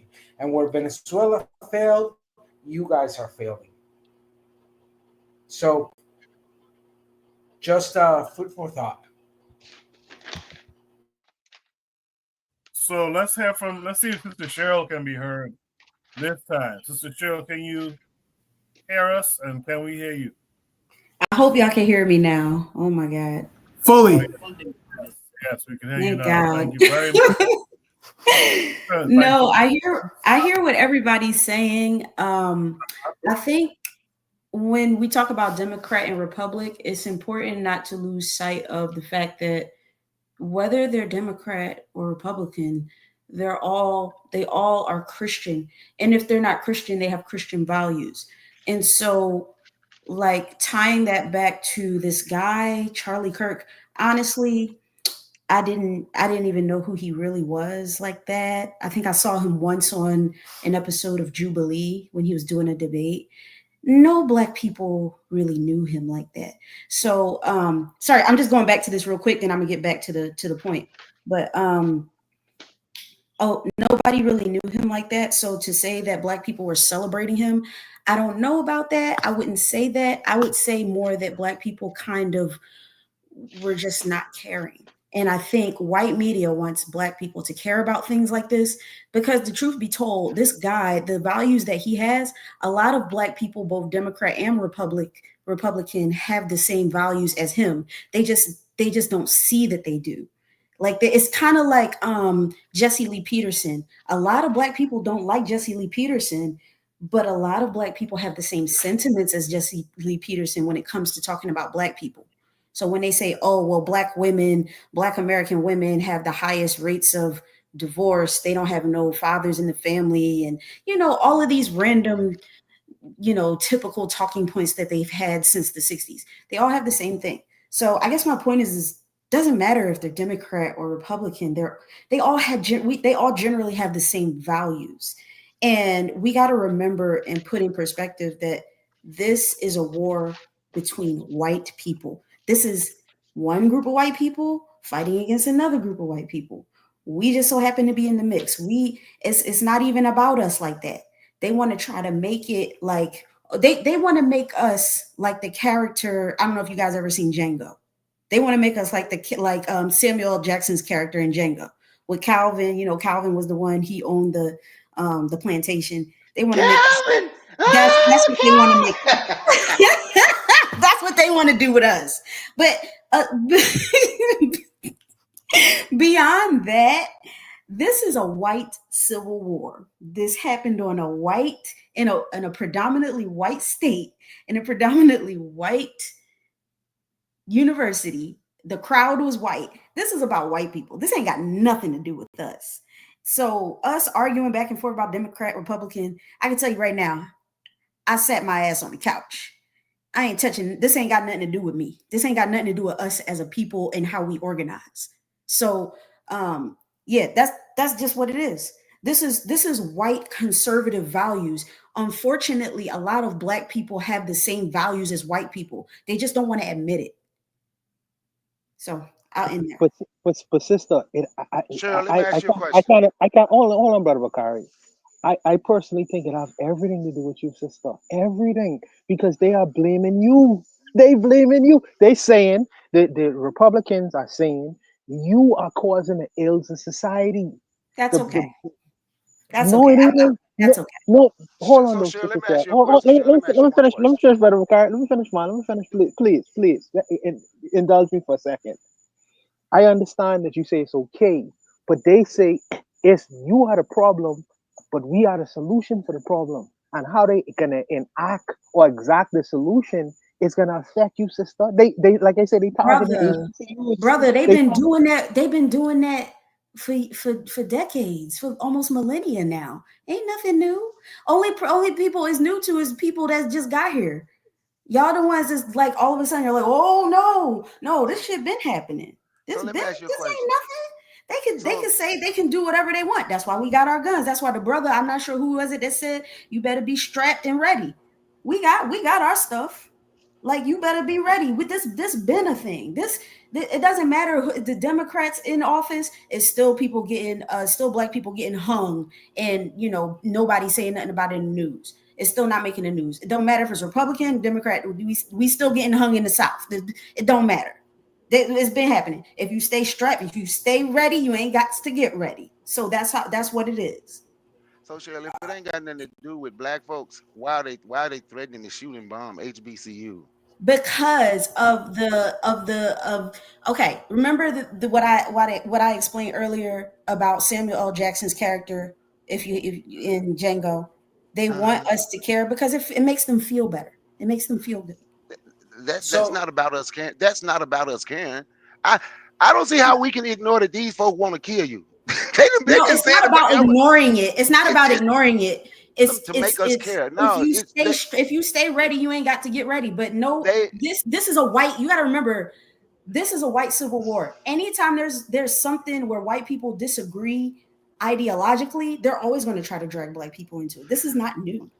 So because they've been killing, so because they get mad with each other, yes, and start shooting black folks or want to kill black folks, and they've been doing it for decades. Mm-hmm. That means that now, let me get this mindset, because I had this conversation with somebody the other day. So that means because they've been doing it for decades, it's okay for the person. Wait, let me finish. My bad. Go ahead. Because you sat on the couch.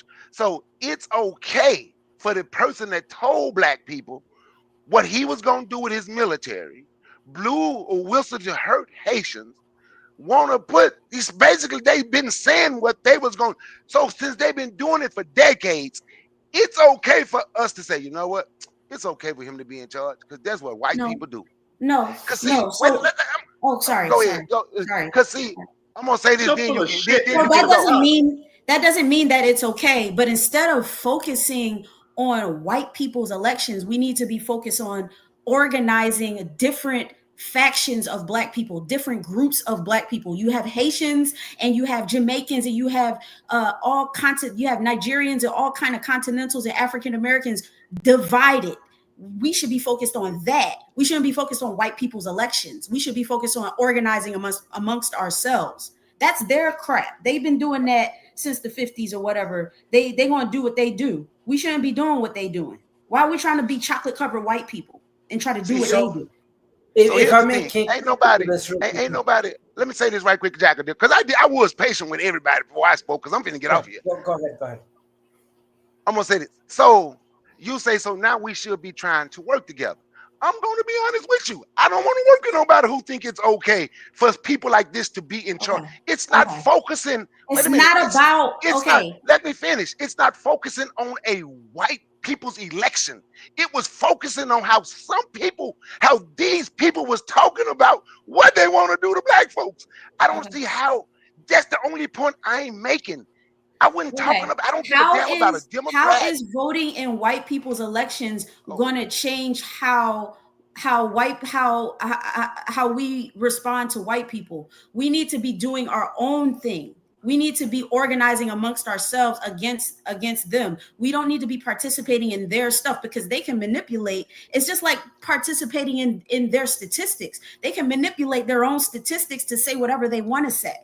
So it does. So either way, you're losing. So why not just find a group of people who of all different ethnicities of black people who want to organize and come together, and you work it out that way, instead of trying to work it. Just because you don't vote in their elections doesn't mean you don't care about what happens to black people as a whole in this country. That's crazy. It doesn't make any sense.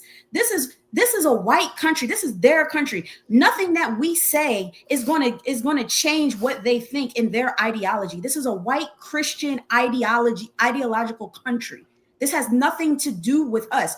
If we're going to make any changes for our people, it's going to start with all of our ethnicities. It's going to start with all of us, not them. That's their framework. We can't work off of their framework. I want to kick into this real quickly.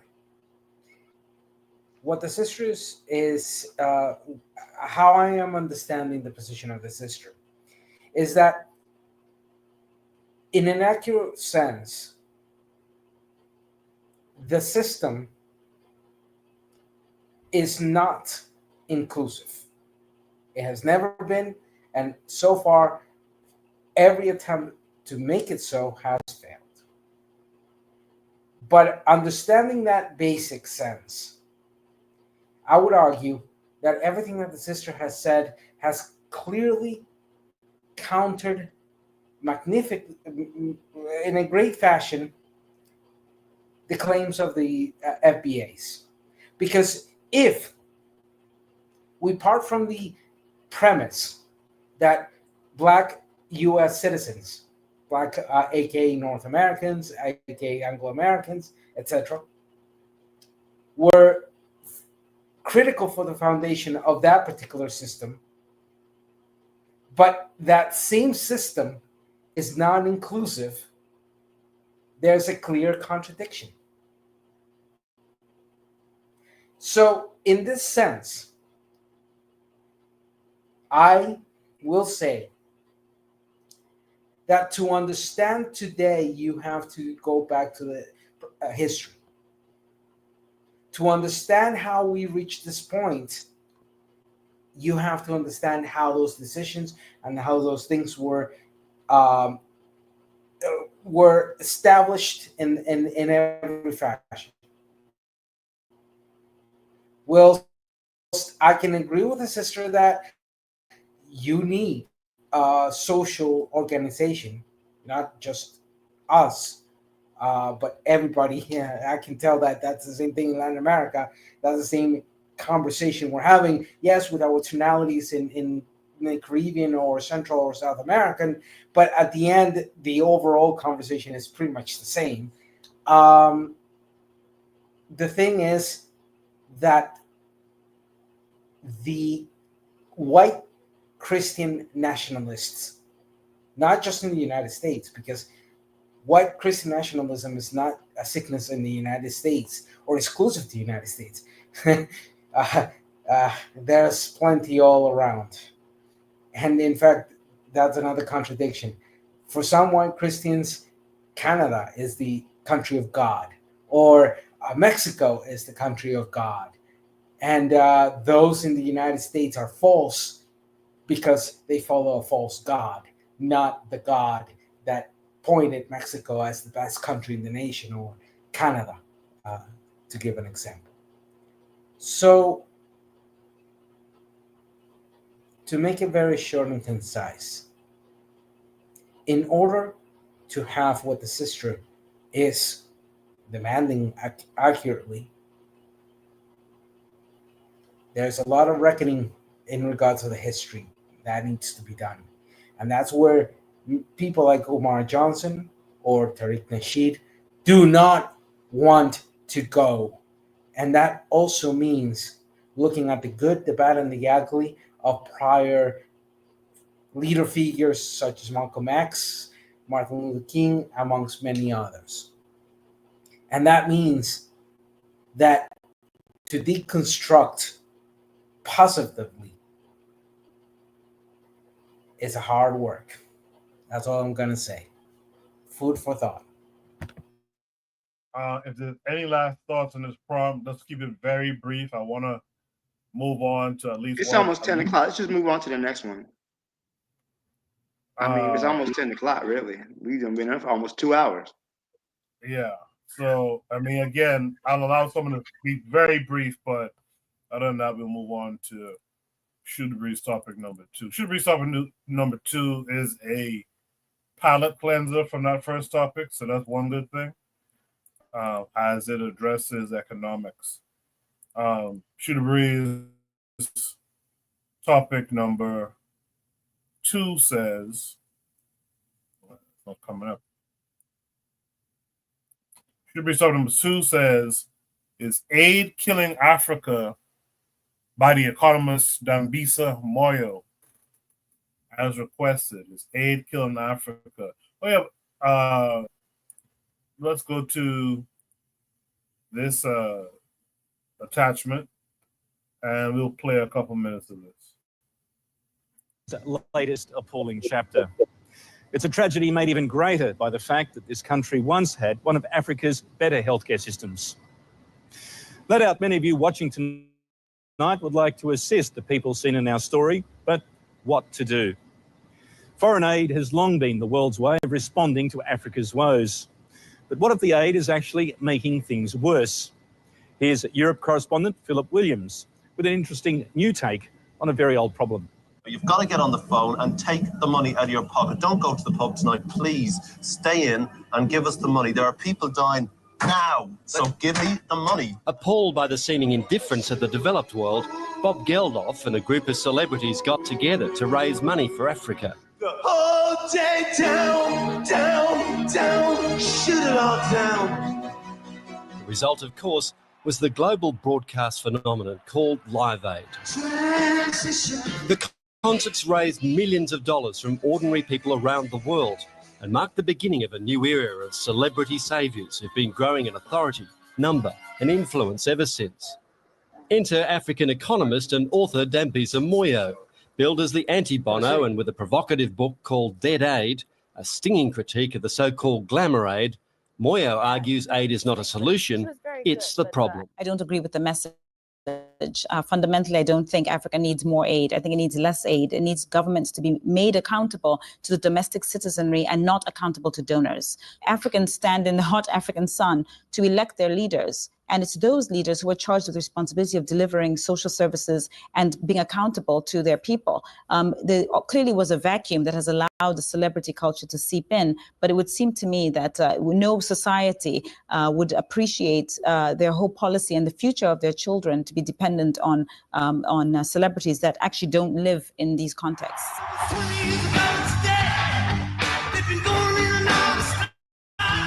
In 2005, Live Aid had become Live 8, and the frontrunners, the now Sir Bob Geldof and Bono, were taking their message directly to world leaders. But for Dambisa Moyo, the rise and rise of glamour aid is only part of the problem. She's also railing against what she describes as the self-perpetuating aid industry. Basically, aid has become an industry. There are just way too many vested interests. And by and large, the criticisms that my book has been receiving are coming from those quarters, people who actually have a vested interest to see the continual cycle of Africa in despair so that they can justify their existence. What sort of people are you talking about? I'm talking about academics. I'm talking about people from the NGO community. I'm talking about people who are policymakers and politicians who know that it doesn't work. The evidence has shown it doesn't work. In 1970, 10% of Africans lived in poverty. It's now more like 70%. In many countries, as high as 85% of Africans are living in poverty at a time when the aid model has become so dominant. What's the solution? In the book, I actually prescribe that they should, with immediate effect, or in the very near foreseeable future, implement a 5-year plan where they systematically reduce aid to these countries. I would say that things like the capital markets are an easy way for countries to start to fund themselves. So, in the worst case scenario, governments in Africa should focus on getting ratings. They should be focusing on learning how to pitch to international investors so that when the markets do come back, which they invariably will, they'll be ready to raise money in the capital markets. But on the other hand, right now there are non-traditional markets such as China and the Middle East where money does exist, and African governments should be talking to these places about issuing bonds and raising capital that way. As we've just seen in Zimbabwe, there is a desperate need for humanitarian aid. In response to the new power-sharing deal there, Australia's just committed $10 million to fight cholera and encourage medical professionals to come back and help. Beyond the humanitarian question, though, Dambisa Moyo claims the enduring problem is the scale of government-to-government aid, the large systemic cash transfers from rich countries to Africa. Huge amounts of money squandered by the likes of Mugabe. In the book, I talk about the fact that the Zimbabwean government received from the United Kingdom and the United States around $300 million as late as 2006. And I think that's worrying. I think that's a big concern. The fact that Mugabe can and does come to Europe and the United States. I was just in New York last September, and he was attending the UN meetings. And the fact that the UK and the United States maintain diplomatic ties with Zimbabwe leaves the African on the ground wondering what options they have to bring their governments to accountability. I suspect many people watching this program would say the problem's not aid, it's corrupt leaders. Right. I don't think you can delink the two in the African context. I think an aid model makes good leaders bad and makes bad leaders worse. It's free money. There are no strings attached. Even in the times when multilateral institutions and donors have talked about conditionalities, those conditionalities are weak. They are not applied, again, because the aid industry, it thrives and feeds on Africans borrowing money. And so the cycle keeps going on. Does it make you angry when you look at the amount of money that's been spent in Africa over the past 20, 30 years? Well, I think it's absurd. In 1 year of a problem in the capitalist system, and we are so critical of capitalism, 60 years of an aid-dependent model, and we hear only calls for more aid. That to me is intellectual dishonesty, particularly from the quarters of people who I know for a fact have been big proponents of capitalism in other regions of the world. But when it comes to Africa, they're big supporters of aid. I think Why? that, What, is there a blind spot there? Or why Well, I particularly think, Africa? to be quite honest, I think it's built in pity. I think the whole aid model emanates from a pity for Africa, a sense that Africa cannot do it, cannot achieve growth. And sadly, because there are incentives, which, as you know, the world has shown, people, governments, companies respond to incentives. There are incentives for African governments to take aid. We've basically ended up in a situation where it doesn't work, and we're happy to just keep it going. And you're absolutely confident that removing that aid is not going to leave at least some people without food, without medicine?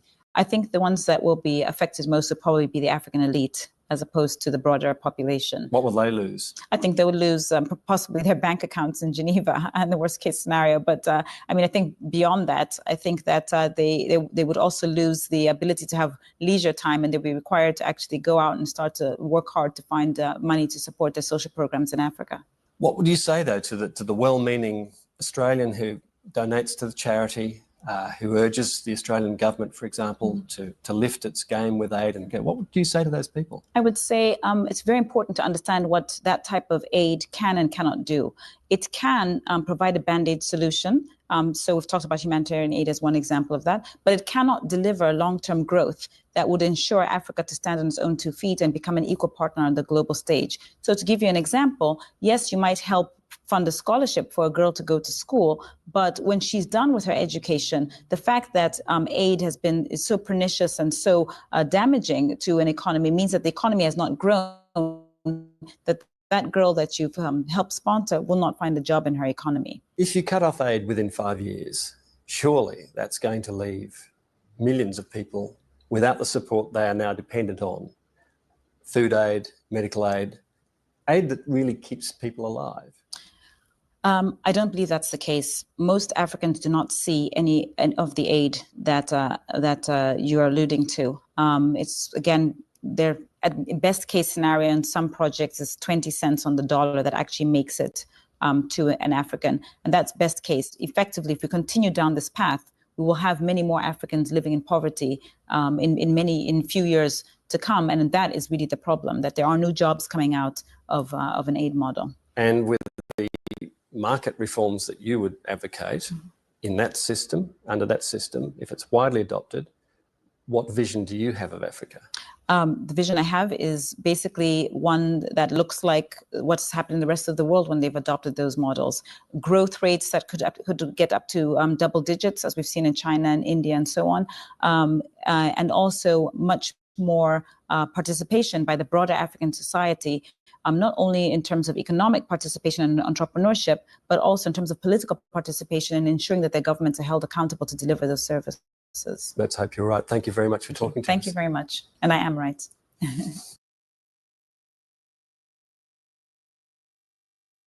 Good stuff. I think she's from West Africa, right? But she has, with parts of her accent, you can hear the Caribbean kind of thing going on there. With that said, man, let me start with Black Steel on this one. Is aid killing Africa by the economist Diaspora Moyo as requested? What say you, Black Steel? I mean, the amount of aid that is received by Africa dwarfs the amount of things that are taken out of Africa. So the money that is taken out of Africa, the resources that are taken out of Africa, is far greater than the amount of aid that is received. All right. That's one thing I want to say.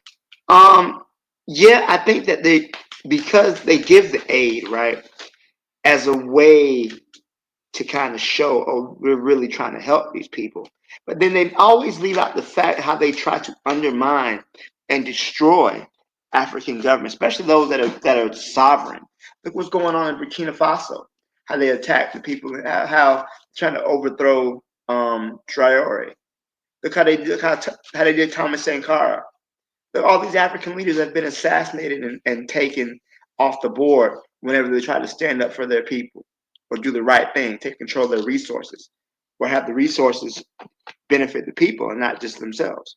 The only African leaders that are kept in power are those that do the dictates of the West. So she's absolutely correct. We don't need aid. What you need to do is leave us alone. Right? If they left us alone, Africa could develop the way it's supposed to develop. But because they won't leave us alone, and they undermine the process of African leaders, this is going to be a consistent pattern. So she's absolutely right, and I think that many Africans understand that the aid that is being offered is so detrimental to us. But then look what happened in Kenya, and when I don't know which African nation was that they tried to put on this austerity and have private organizations take control over the public sector, and it led to increase in prices, and people just couldn't afford to live. So that happens all the time. So it's not aid that we need. We need to be left alone, and we need to allow ourselves to be able to develop as people. And that's something they've never allowed African people to do. We've been under constant attack, so from at least since the Conference of Berlin. So I'll leave it there. Thank you. Appreciate that, Black. Still did so. What's the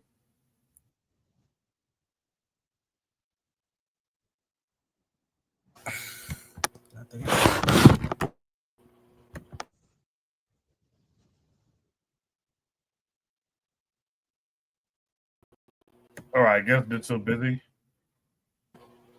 Hold on. So can you hear us? There we go. I was trying to mute. Sorry. Okay, so I feel her and having an interesting conversation in regards to this, because her book was published back on 2009, and we met in the United Nations.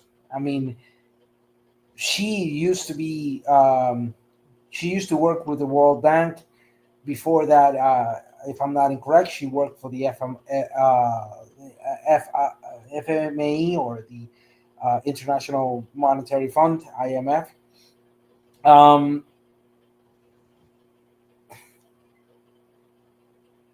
I can understand her points, but unfortunately, my criticism would be as follows.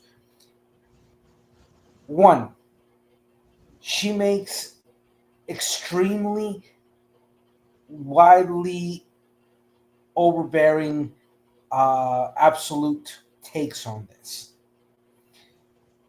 Dambisa, even if we can agree that from the end of the war, Second World War, on the process of independence of Africa to the establishment of sovereign nations in Africa during the end of the war up to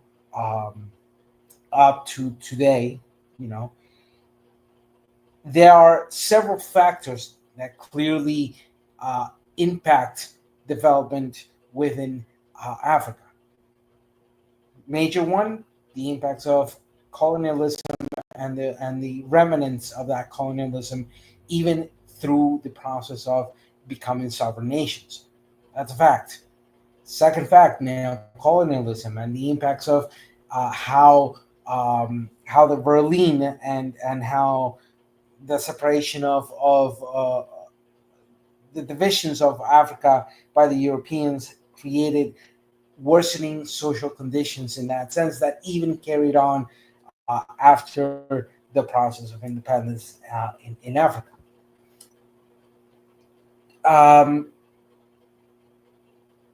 The issue with aid is that you have elements that also are impacted into this whole thing I was saying, which is internal corruption. There's no doubt that aid has been utilized to feed the pockets of the few and not benefit the people that are intentioned to be benefited with that particular aid. And third of all is that even if we can say that Africa has had leaders in occasions that just wanted to do the right thing, they also had leaders that did the wrong thing over and over and over again, making issues of progress even worse.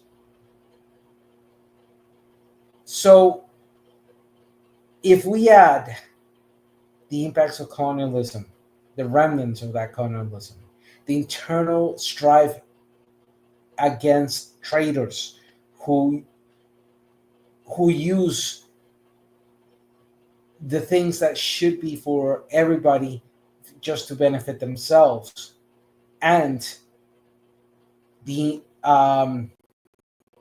problems that creates towards development, then Moyo's argument becomes mute. Because the problem isn't aid, the problem is a whole series of shitty factors that play a role into this whole thing. And that aid and the issue of aid is just one of those factors, but not the factor. So the problem is, and I do have to correct you,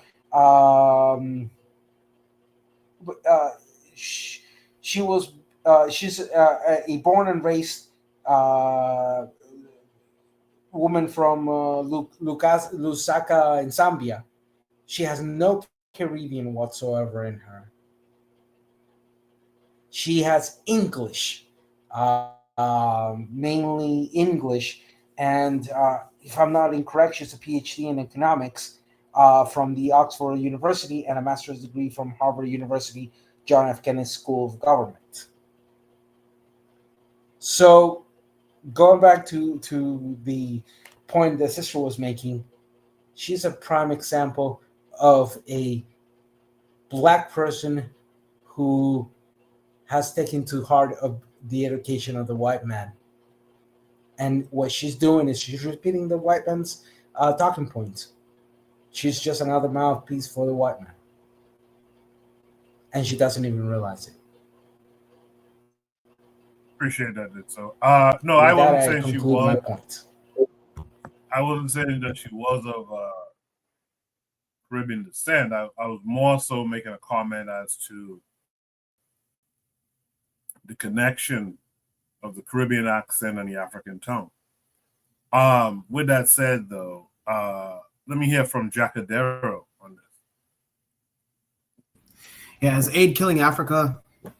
Yeah, I mean, anywhere that there's NGOs, it's usually you just follow the money, and there's a CEO that's driving a Range Rover. Ask me how I know. So for those that don't know, a son of Kenyan parents, and so when I went back to Kenya, my mom is from Kibera, Nairobi, number 8, because of the Matatu stop is number 8. But anyways, nonetheless, Kibera is one of the largest slums in East Africa, the largest slum in Kenya, and there's so many NGOs. NGOs, for those that don't know, it's non-governmental organizations. In the U.S., we call it nonprofits. But there's so many NGOs in Kibera, so many. And Kibra's been existing as it is, being a slum, since I don't know how long. Some people in Nairobi call Kibra motherland because they say that when you come from Kibera, or Kibra, as I call it, it's not only you're from there, your mom's from there, your grandfather's from there, and the grandfather before that was from there. And so it's like, if all this NGO money has been flooded into this one slum, what's it been doing? Where has this been going? Where is the progress report? Who's taking care of this? Why aren't we getting issues solved? And yeah, just follow the money. Is aid killing Africa? Absolutely. And I can tell you that on a micro level. You know, I see that. I can see that. I can go and actually show you that. So yeah, my trip back home, it was eye-opening for a lot of reasons, because when there would be certain events that would happen in downtown Nairobi, you could easily just take maybe a 2-minute Lyft ride. And now there's a neighborhood where every other driveway has an Audi or BMW. And then we have the largest slum in East Africa, literally 2 minutes away. How does this make any sense? How is it that this is a country where 40% live below the poverty line, but yet we have certain events where, bro, VIP is like flooded with Jameson, Johnny Walker, the best hookah that you can smoke? Huh? Does that make any sense? It doesn't make any sense. When you open your eyes in a particular African country, and again, I go with my parents' country like Kenya, you start to ask so many questions like, how is this working? How does this country work? How does this country work?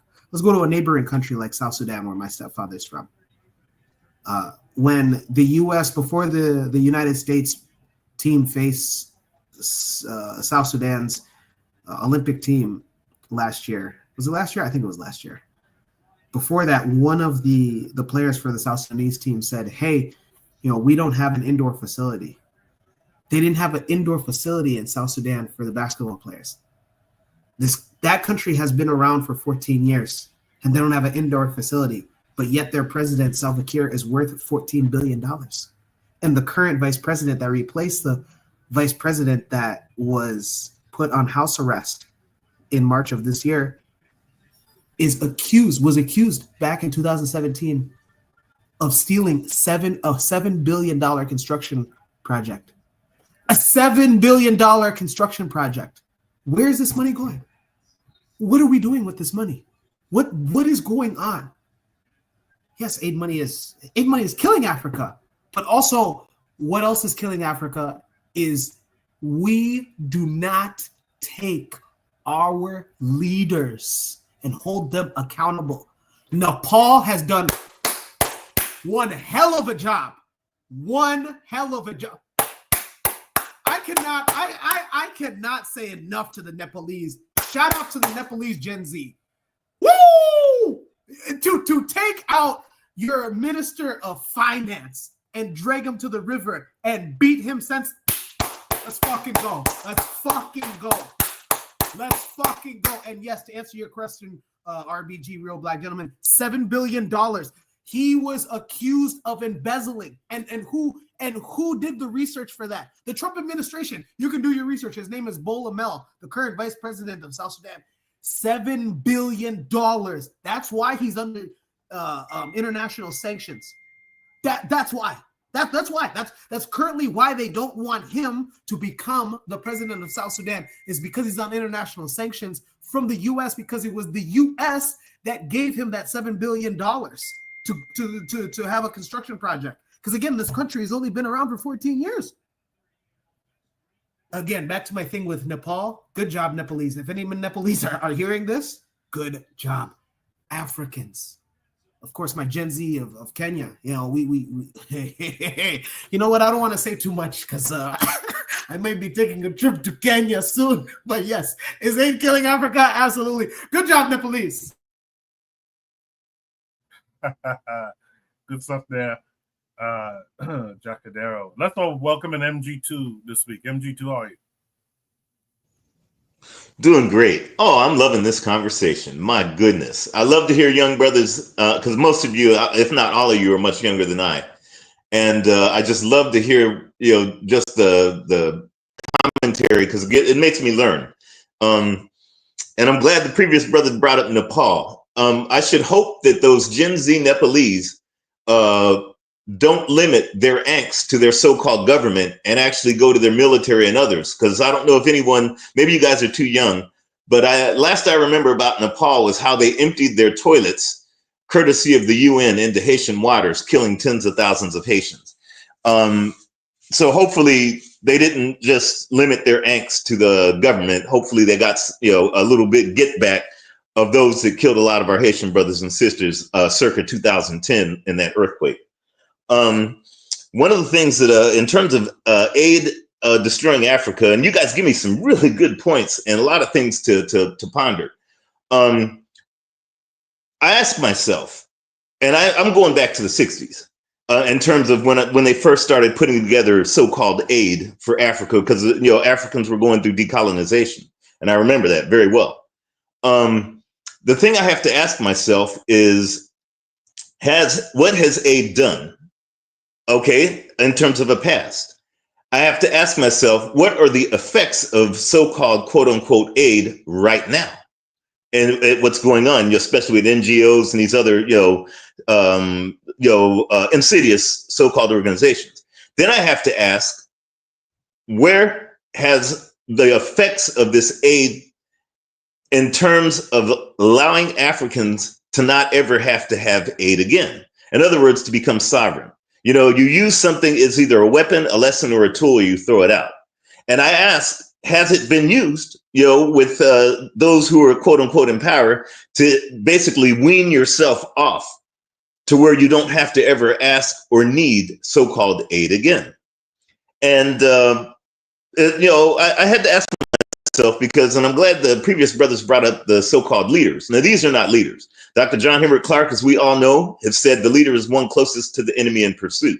So clearly there is no leadership. They're heads of state maybe, but not leaders.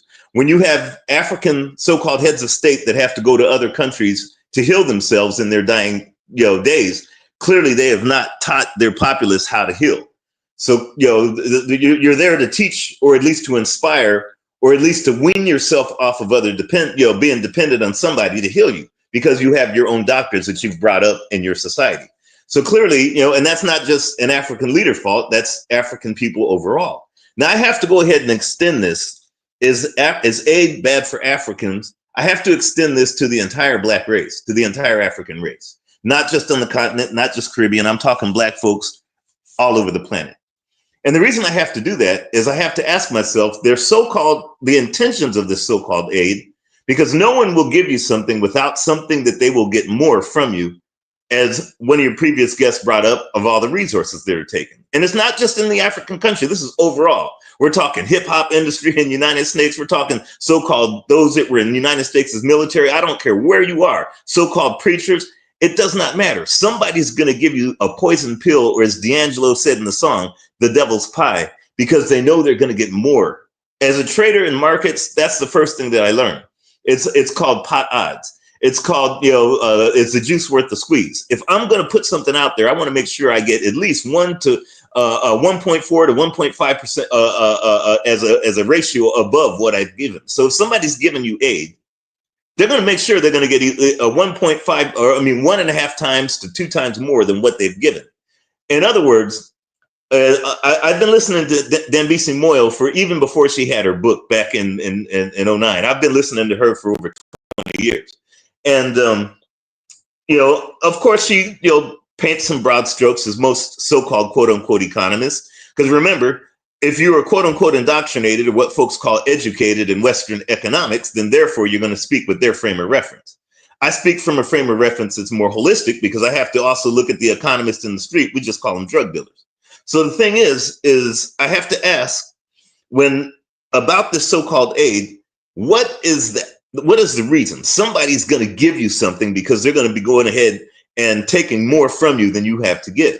It's almost like what I call a permanent Band-Aid. As a 2-year-old, you might have cut your hand and you say, Mommy, I need a Band-Aid. But then mommy's going to make excuses for you to have that Band-Aid until you're the age of 50. So therefore, you're always going to be beholden to mommy. And so the thing is in terms of aid, yes, it is bad, clearly, because I have to ask, what have we done as African people on the globe?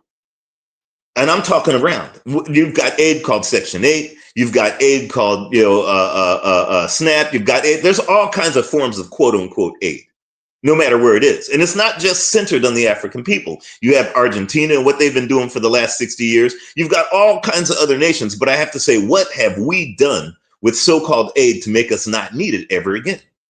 And clearly, you could see the result, because this conversation would not be had if we had used the result like other nations, like, shall we say, India or China, or it doesn't matter. We could throw a stone, South Korea, you name it. They have used that weapon lesson as a tool, excuse me. They've used it, and therefore they've weaned themselves off of most of the dependency of the individual that gave them so-called aid in the first place. Remember, Black folks in the United States alone had the velocity of money going through their hands in the 90s. There was more than Korea and India combined. The velocity of money, how much capital went through your hands, and not just aid. But clearly somebody else has done more with it than even so-called African pleaders, I call them pleaders, not leaders, on the continent, or African people that live in the United States that call themselves African Americans. So clearly, it's not just the fact of, is aid bad? Clearly, what we have done with it has not been to our benefit to never use it again.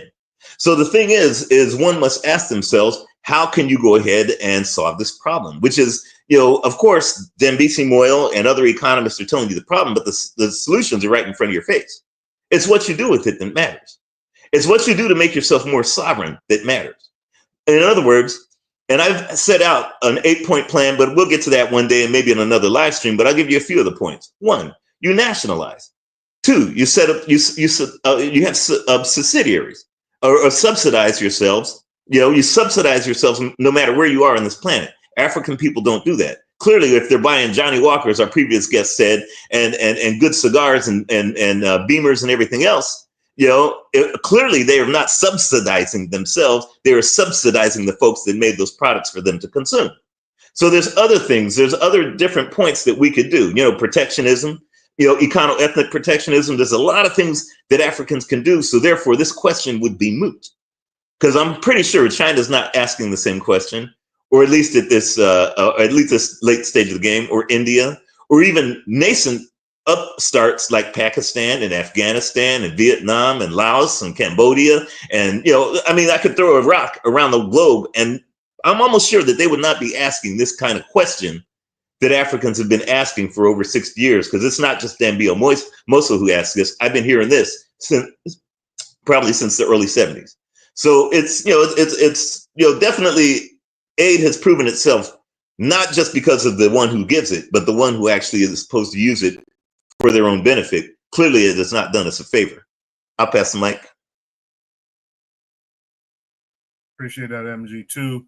Let me hear from Cheryl next. Cheryl, what say you? Yeah, I think what everybody was saying about, what Jackadero was saying, obviously, he has firsthand knowledge about aid and what it has done in Africa. So you can't discredit that. The aid it's not helpful. It creates dependency. It's like the young lady was saying in the video, you can't get no long-term growth by just getting aid from other countries.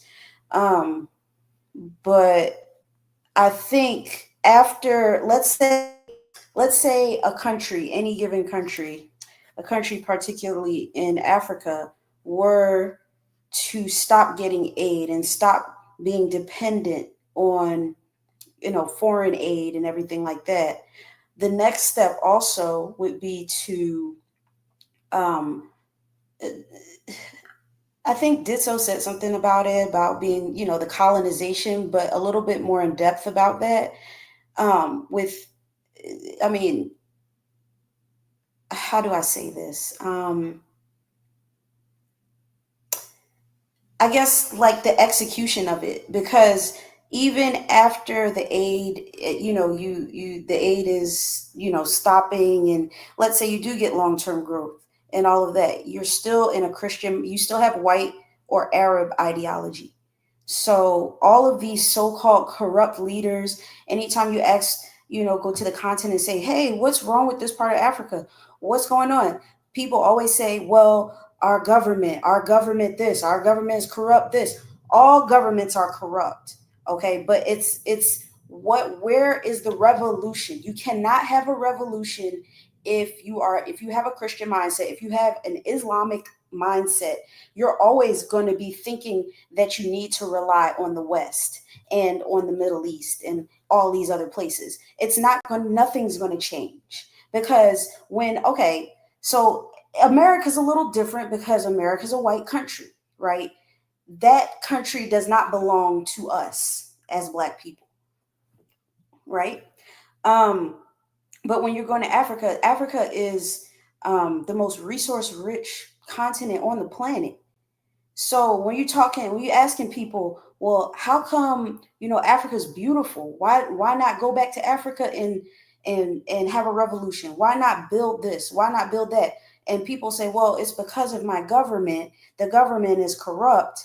Well, we have to focus on systems and ideology, because that they're pulling from Christian ideology. And who cares about what all these people say about how Christianity came from Africa? That's bull, because you are following the framework of white Christianity, and you're following Islam. So you're learning their languages first. Just like this woman in the video. I'm sure she's a nice woman. She has some great points about capitalism and growth, but in terms of speaking her language first, and that goes for all of us, speaking our African languages first, doing practicing our own spiritual systems. It starts there. If you're not doing that, you're in a never-ending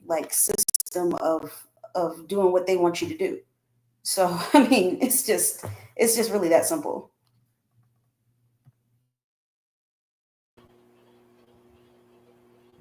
Hold on, I really wanted to tune into that. Let's welcome in our brother. You're gonna have to be brief because I have other panelists to get to. So go ahead.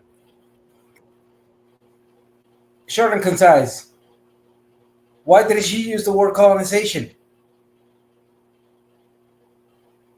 There's a word that describes all that she's speaking of. It's called colonization, and the impacts of colonization and the cross-cultural manifestations of that particular colonization. She said all that without saying absolutely nothing. And that's something that really bothered me when I spoke with her. And I think I said this to her in the same sense.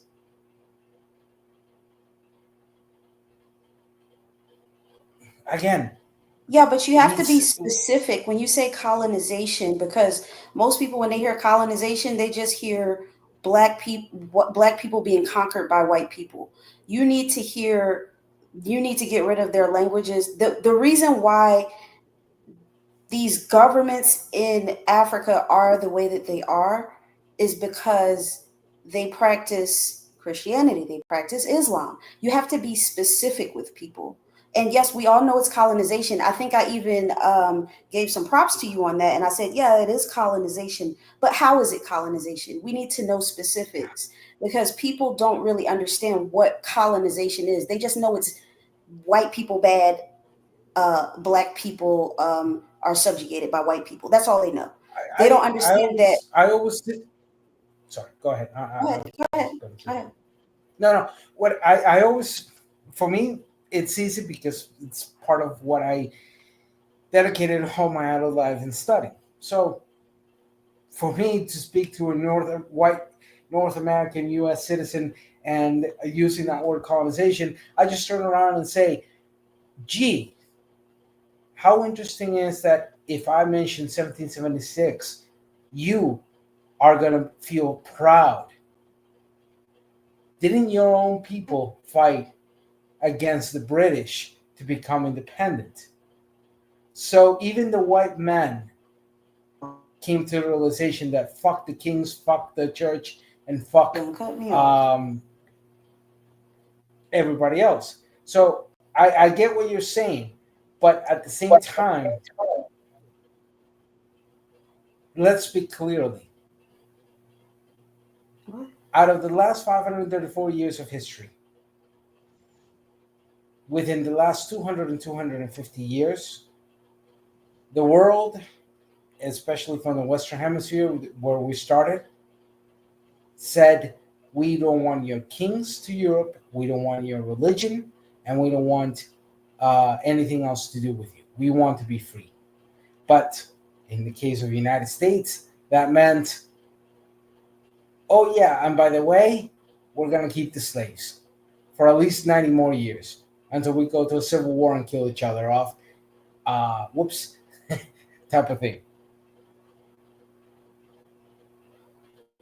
That's what deconstructing and understanding the history refers to, that nuance. So how can we fight against the white man when, even if we're learning their own education system, we're unable to deconstruct it and reform it to what it has to be?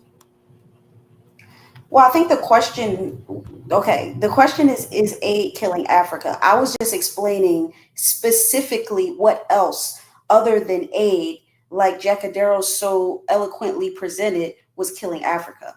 I was just extending upon that. So I'm going on based off the question.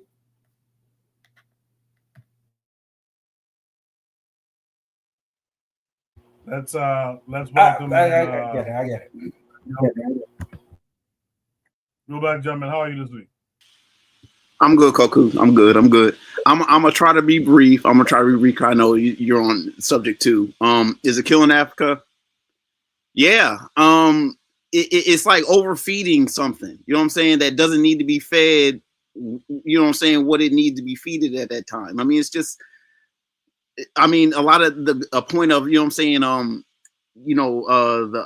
The people in Africa who are a lot of the people who's given aid, a lot of the nations are the same nations that through corporations, business, you know what I'm saying, transactions, extracting it and having that pull from the Africans on the ground that are incentivized to give away the resources at rock bottom prices just to facilitate the whole chain. And the nature of the fact of it is, if those people weren't compelled to give their precious resources hand over fist at such a low price, we wouldn't have it. I mean, you can't just give aid. You have to stop the whole process. I mean, if you want it, come direct, give a proper price, and then, you know what I'm saying, this market that y'all talk about, you know what I'm saying, around the world where prices is averaged out, you know what I'm saying, we'll come across what people feel it is, and, you know what I'm saying, we'll come to a proper price,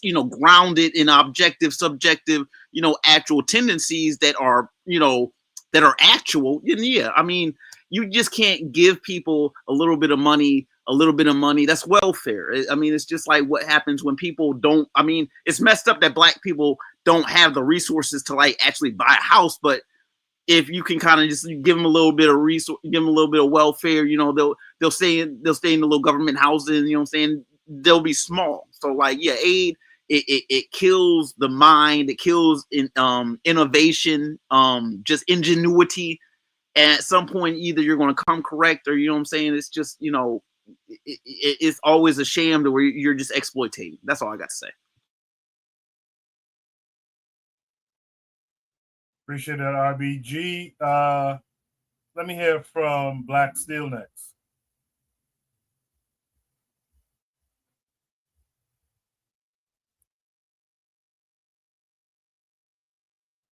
Black Steel, are you there still, or? No, I'm still here. I already went. Get preoccupied. No, I already went. Remember, I was the first one you called on. Okay. My bad. Juana, what's it?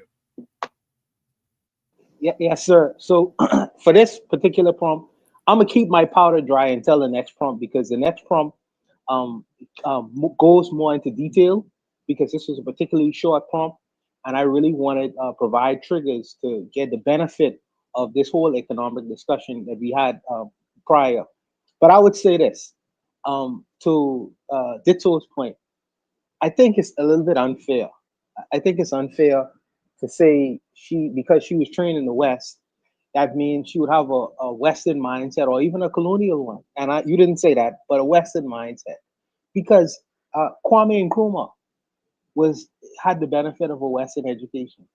He went to an American school. And when he went back to Ghana, he didn't practice American politics to try to create a free, independent Ghana. He practiced what he practiced. And Mugabe was one of the most educated African presidents. In fact, he went to the University of London. I think he had a program at the University of London. He was a Western trained individual as well.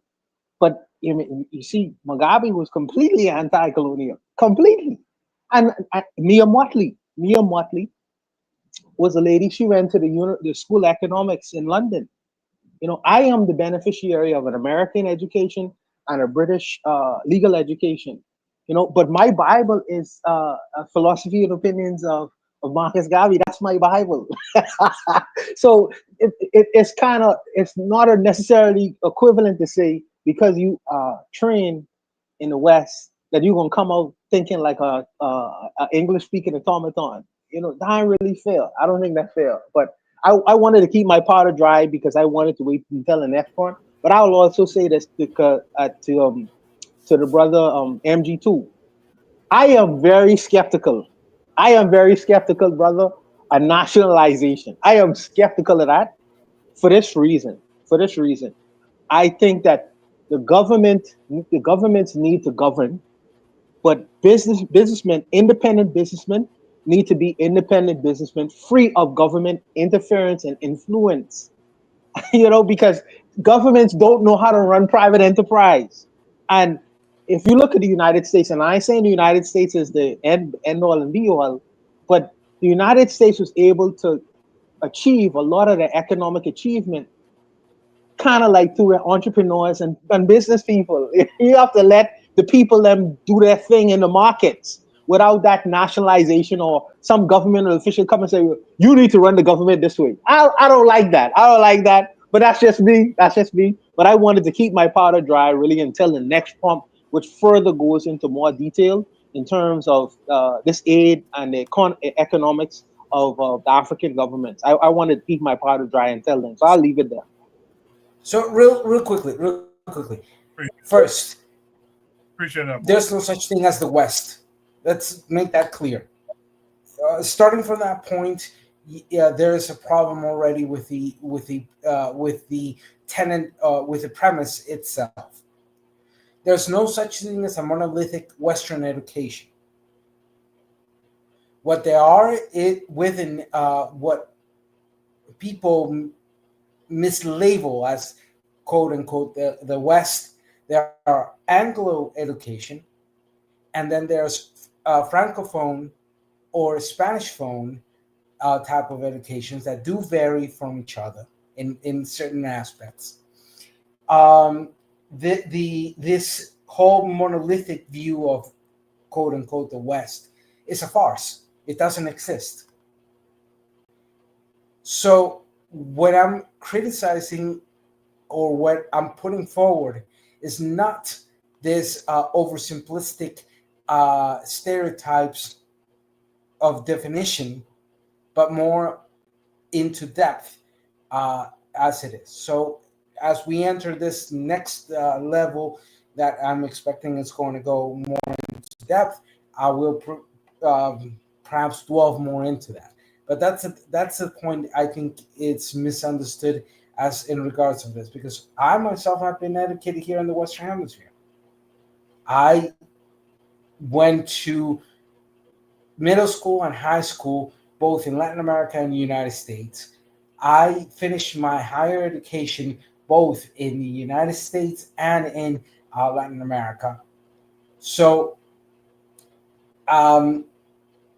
my specialization of law, philology or philologia, sociology, anthropology, etc. All those things I studied.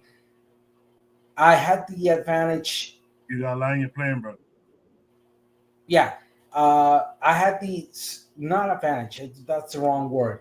I had the benefit of balancing Anglo education, Spanish education, and Francophone education, and realizing where the faults were and where the benefits were, and evolve from that. That's what I wanted to establish.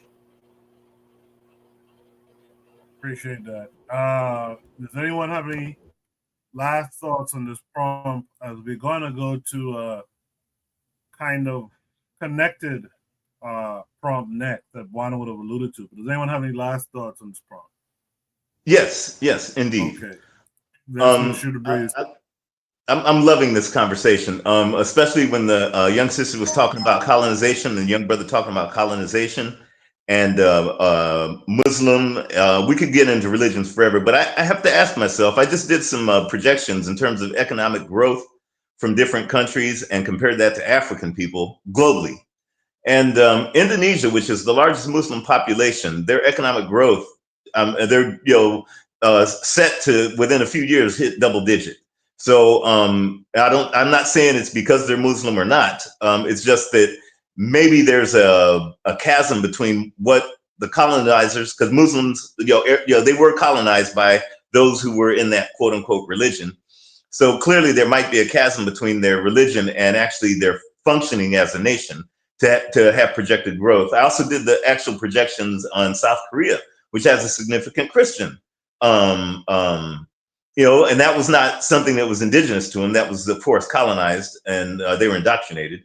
Their projected growth, even though that there are some slowdowns coming in the next years for most, they're also, within probably a decade or so, a double-digit growth in terms of their economic standing. And we're using European, i.e., economic standards. Again, that's their frame of reference in terms of GDP. So clearly, they have found a way, or maybe not, who knows, of being able to have that chasm between their colonizing, i.e. in forms of religion, and how they function as a nation.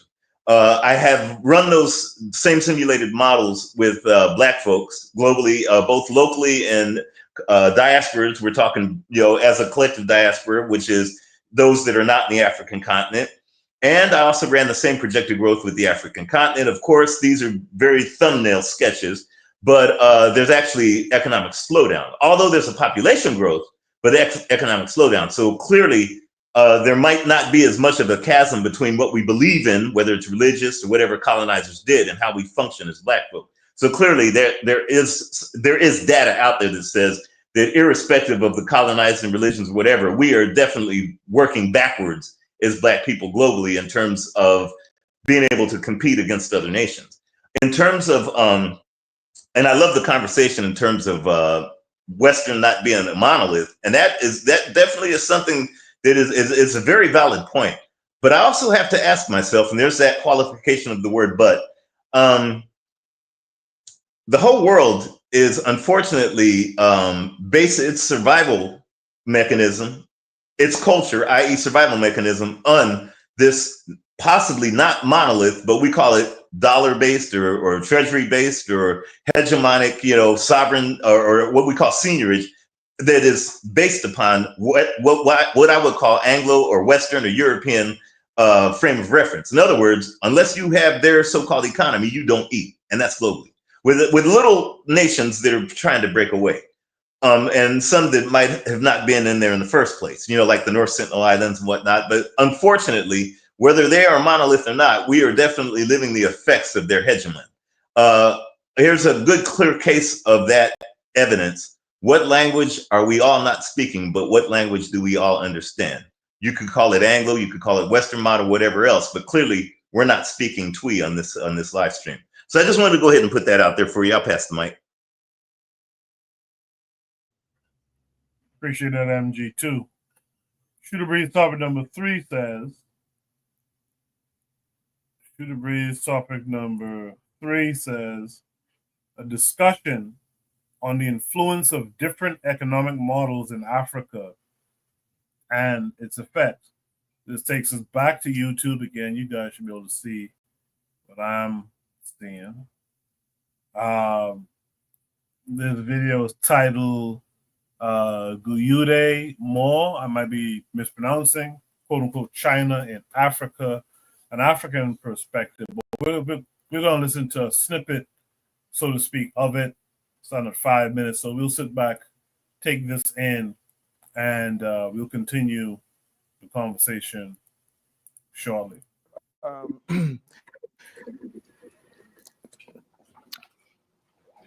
When here's what was happening throughout the 90s. If you were to ask people, anybody who remembers or who was old enough to remember what happened in Africa in the 90s, you would know that in Africa was a place of the first things that were happening on the continent in the 90s were wars, a lot of civil wars, Black Hawk Down, the Rwandan genocide, the Liberian Civil War, the Sierra Leonean Civil War,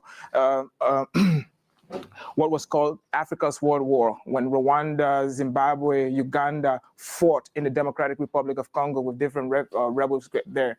And so with all of these wars happening across the continent, then they precipitated humanitarian disasters.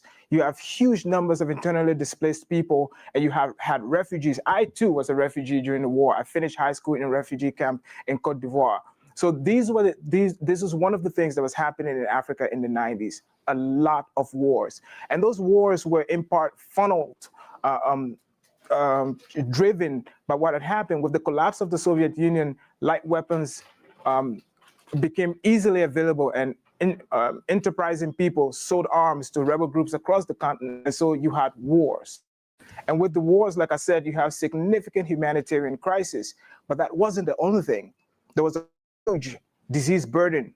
HIV/AIDS, if you remember, throughout the 90s and the early aughts, was ravaging the continent. Central and Southern Africa were being wiped out. You had entire villages where there were two generations with a missing generation. You had the grandparents and the children, and the entire generation of parents were wiped out. So you had that. You had malaria. You had all of the tropical diseases you can think about. Those were happening. So it was not just the wars that were ravaging the continent. It was also the disease burden. Then something came back to bite us. A lot of African countries had taken out significant debt in the 70s, and that debt then came due. And so we came to an instance where most African countries were spending up to 60% of government revenues on just simply servicing debt. And in some instances, it was just interest, not even the, and because for years they had not serviced the debt, they accrued punitive interest and punitive charges. And so let's go back. You had wars, disease, debt. Within this context, very few companies, very few in the West looked at Africa as a place to do business. Most of Western policy toward Africa was actually filtered through the lens of development and aid. This was the picture of what was happening in Africa in the year 2000, when China hosted the first forum on China Africa cooperation, FOCAC. And the FOCAC was held in Beijing. 40 governments were invited. And 2000 happened to be a very fortuitous year, because that was the year that China first did its going out policy, when Chinese firms were encouraged to go out to seek access to resources, but to seek access to markets. So when everyone else, and everyone else, I mean the West, saw Africa mainly through the lens of development aid, and I'm not saying there's anything wrong with that, there was still, the Chinese actually saw an opportunity to do business. So Chinese companies go out into Africa. Now, why? Right? At this time, something else was happening. I mean, globalization is actually taking off. And we know what happened. Well, I have an argument of what happened. I mean, you may not agree with me, but in globalization, labor lost and capital won. And so when capital won, what happened was, in places where capital was cheap but labor was high, like here, capital then began to invest in places where labor was cheap. Initially, it wasn't directly in China. Anyone who remembers what happens in the 90s, it was the maquiladoras in Mexico, along the border with the US-Mexico border, when these huge factories were moving over there. But eventually, as trade became more widespread and travel became easier, then global value chains began to develop, and China was in the middle of global value chains. China became like the factory of the world. And what do you need in a factory? You need resources to be able to convert that to finished products. Where did you have resources? Africa had the largest endowment of natural resources. So it made sense that China would go to Africa seeking resources. So that's one. It was just driven by what was happening in terms of the global economy. But secondly, China has always been suspicious of its presence and how it would be accepted by the rest of the world. And so China didn't simply want access to resources. China could always get access to resources on the international market. You could buy what you wanted on the international market, but China wanted access at source. Right? And the Chinese suspicion was vindicated, right, with the trade war and everything. So China didn't want to have to depend on other people for material, for resources that it considered crucial to its economy. And so it wanted access to this at source. So Chinese companies went into Africa and negotiated deals with African governments for access to iron ore, gold, diamond, oil, whatever you can think about. They developed that. And for the first time, something changed. It wasn't simply that, but China offered a completely different model than the one that we had seen before. So you can, and listen, everything I'm saying here today, obviously you're free to check it out later. But recently there was a report where 101 companies either listed on the London Stock Exchange or domiciled in the UK own the rights to $1 trillion of resources in Africa. So the resources are in the ground in Africa, but ownership to these resources, right? Access to these resources is for companies that are listed on the London Stock Exchange. And that's how it was done. A Western company or Chevron shows up in an African country, signs an agreement with an African government. And the way it works is we pay you in terms of royalty and taxes, and then the government was responsible to take the resources and develop its country, pay for services, pay for infrastructure. China offered a different model, resource for oil, for infrastructure deals. So basically the Chinese offer was, against payment on resources you should have, you can take out a loan and build the infrastructure you need. And up to today, Africa still lags the rest of the world on every measure of infrastructure coverage, especially with paved roads and electricity. I'll give you an example. And I always like to use this because it tells you how stark it is, that only 43% of the roads in Africa are paved. And 30% of all the paved roads in Africa are in one country, South Africa. That is the scale of the infrastructure gap on the continent. And because especially Africa south of the Sahara, doesn't have the resources, doesn't have the infrastructure on which to be able to build a modern economy. Last year, 2017, Africa's total share of global trade was equal to South Korea, which is around 2.93%. This is a continent of about 1 billion. And so when the Chinese show up, and for the first time begin to build infrastructure that was not geared on the colonial infrastructure that most African countries inherited. The colonial infrastructure was basically the center and the periphery, and it was intended to take resources from the periphery and take it to the center. Now, in a world where regional value chains and global value chains are becoming prevalent, that's not possible in Africa because the infrastructure was not meant to connect African country to African country. It was meant to connect African country to the hosts, to the colonial, whatever. What China is doing now in terms of the infrastructure that they're building is connecting African cities, African capitals, making it possible for global value chains, regional value chains to develop. So it wasn't as if China showed up in Africa in a vacuum. It was that the relationship that most African countries had, there were things missing from it. It was a bit inadequate. So after the colonial experience, of course, then had Western companies that were coming into African countries and then negotiating. It wasn't now states, it was Western companies. And I don't know how to say this, but the deals weren't always fair. I'll give you an example. I actually printed it out. You know, the guy in Tanzania, I'm not a big fan, but he's onto something.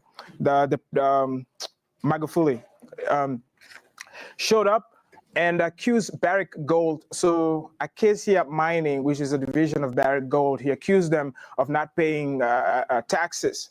And eventually he decided to cancel their concession agreement. He said they owed them owed Tanzania billions of dollars. But this is what they, and the reason he raised this was in 2015, between 2010 and 2015, they paid only 8% in taxes and royalties to the government.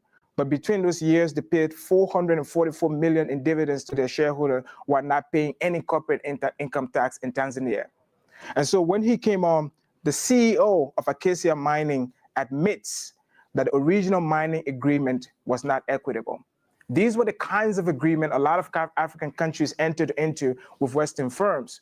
And so even though the resources were being mined in the country, very little was actually being paid in the country in terms of taxes to be able to finance this.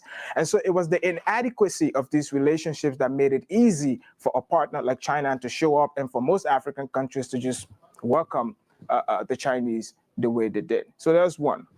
The second thing was just the suitability of China as a partner. One of the things that is not spoken about in terms of China in Africa is how, with the arrival of the Chinese, even contracts, civil works contracts, building roads, building power plants that are put out in terms of open tender are now increasingly won by the Chinese. And it's not because they're providing low quality works, it's just because the cost of a Chinese company doing the project is significantly lower than the cost of a European company doing the project. And I was saying to him, I was a Minister of Public Works, and one of the projects we did was financed by the African Development Bank. The total cost of the project was around $70 million. That's what we knew for, it was a road project. And we had one European firm, French company, that bid, and we had about 17 Chinese companies. Right, obviously, just a law of averages, you know the winner is going to be Chinese. But the European company's bid price for a $70 million contract was $86 million. So on the day the bid was opened, you knew the European company was not going to win. But this is, and the Chinese company came in at 68.7 million in terms of being able to do that. And why? I mean, there are accusations that sometimes it's because the Chinese companies bribe African policymakers, and that is true. There are instances in which a lot of Chinese companies would win bid projects by bribing, but sometimes it's just basic project. The European company is going to mobilize with Mercedes trucks, with Scania, Volvo. Those trucks are really, really expensive to do the work. The Chinese company is going to mobilize with Howo, Sinotruk, right? That sometimes one Mercedes truck is as expensive as 2.5 Howo trucks, right? And so that's one. Most times when a European company mobilizes, the European company mobilizes with insurance for Europeans working there. Of course, you need insurance. They need R&R. The Chinese company, I'm not sure what the insurance structure is like for the Chinese companies, right? And so over and over, what we're seeing in civil works is that Chinese investment in terms of Chinese companies tend to be more price competitive without reducing the quality of what is produced. And I like to tell a story in terms of the relationship also between African governments and the Chinese government. When I was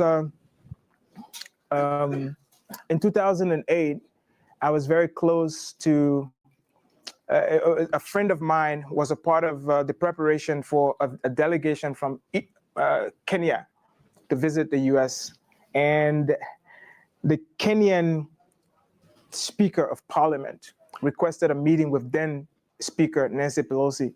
That was before this. I had water, anyway.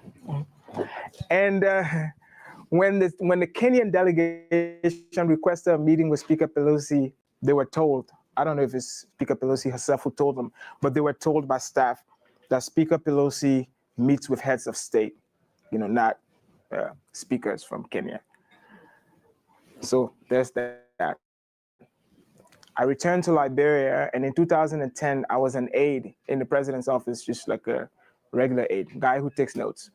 And I accompanied the foreign minister of Liberia to China on a visit. It wasn't even like a state visit, it was an official visit. And we went to China, and so up to today, I don't know what the Beijing airport looks like, just because we didn't use we didn't come in like regular people. Like, we were taken off the plane from when the plane landed, and we didn't see anything until we were in our hotel room, because, you know, it's an official delegation.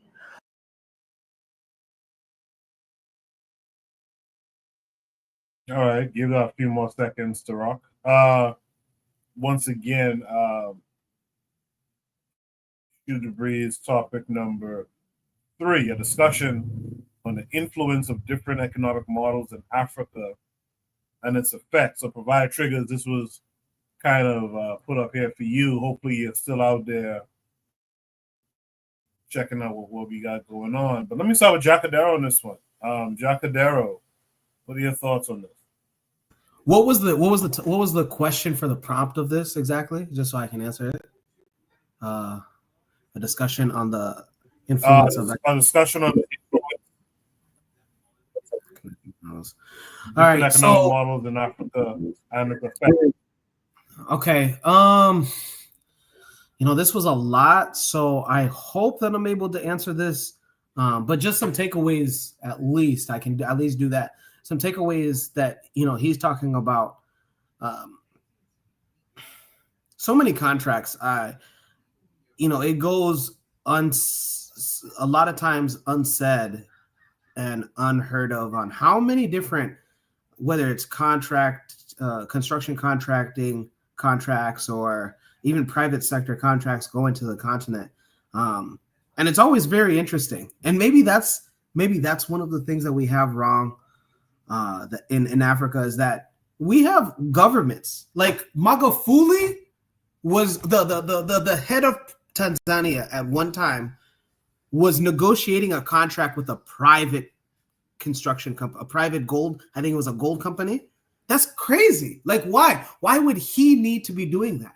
Why? Like, in Africa, sometimes our leaders have way too much time to involve themselves into things that it's like, why don't you have somebody going after that? Why haven't you delegated that power to somebody else? You know, as much as I don't like on how Nancy Pelosi was saying to the Kenyan delegation, I only meet with heads of state. Well, stupid bitch, old bitch.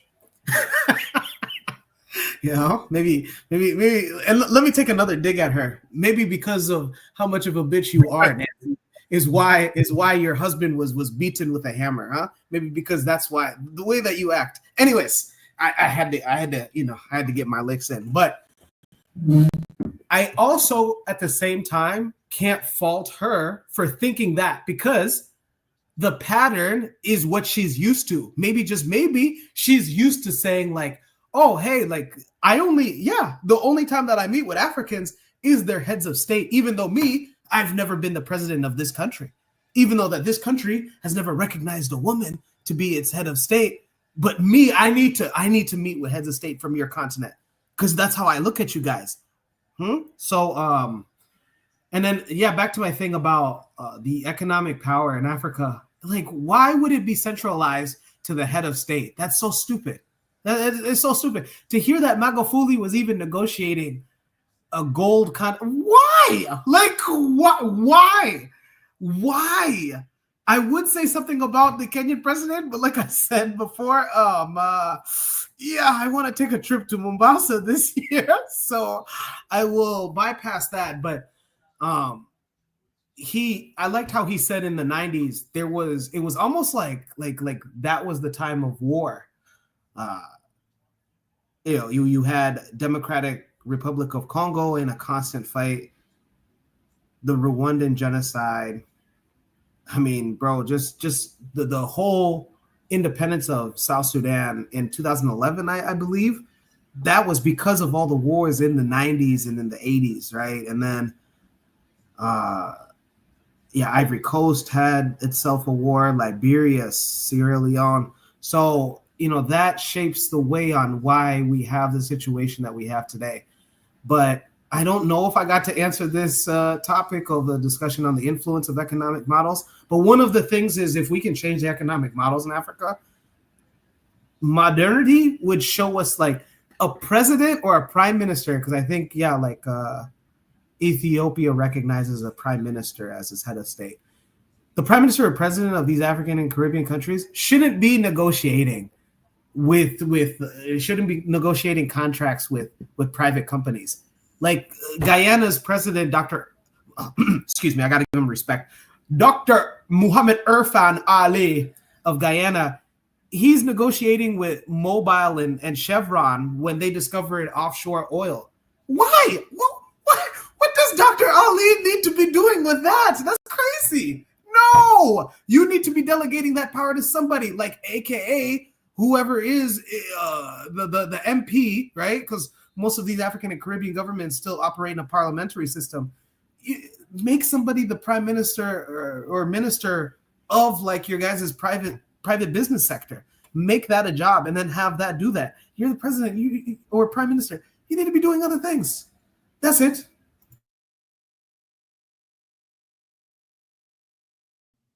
Jacadero with the good energy.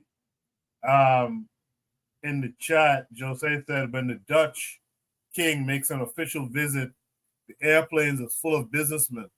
He moves to open doors for business, symbolic, they say.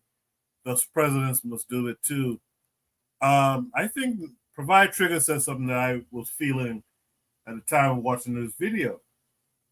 She said there's something about the context or location of this presentation by this dude that makes me feel a bit guarded. We have to be able to discuss our own affairs in our own Pan-Africanism milieu. Yeah, I kind of wasn't too happy about the crowd. And the one particular Asian up front, going back and forth, like as he ventures into talking about China. I kind of didn't like that. But, that's neither here nor there for some. With that said, man, let me hear from Black Steel. All right. Well, a couple things about this topic. I understand where you're coming from, right? He's basically saying, when you deal with certain companies and certain economic powers, right? You got to do what's best for your nation. If the Chinese offer better contracts, and if they're able to have more equity, I remember it wasn't the British visited some country, offered to build a prison. So if the Chinese are offering better contracts, right? We live in a global world. We live in a global, interconnected world. So if you're going to be able to compete on the world stage, you're going to have to, negotiate with with the rest of the world.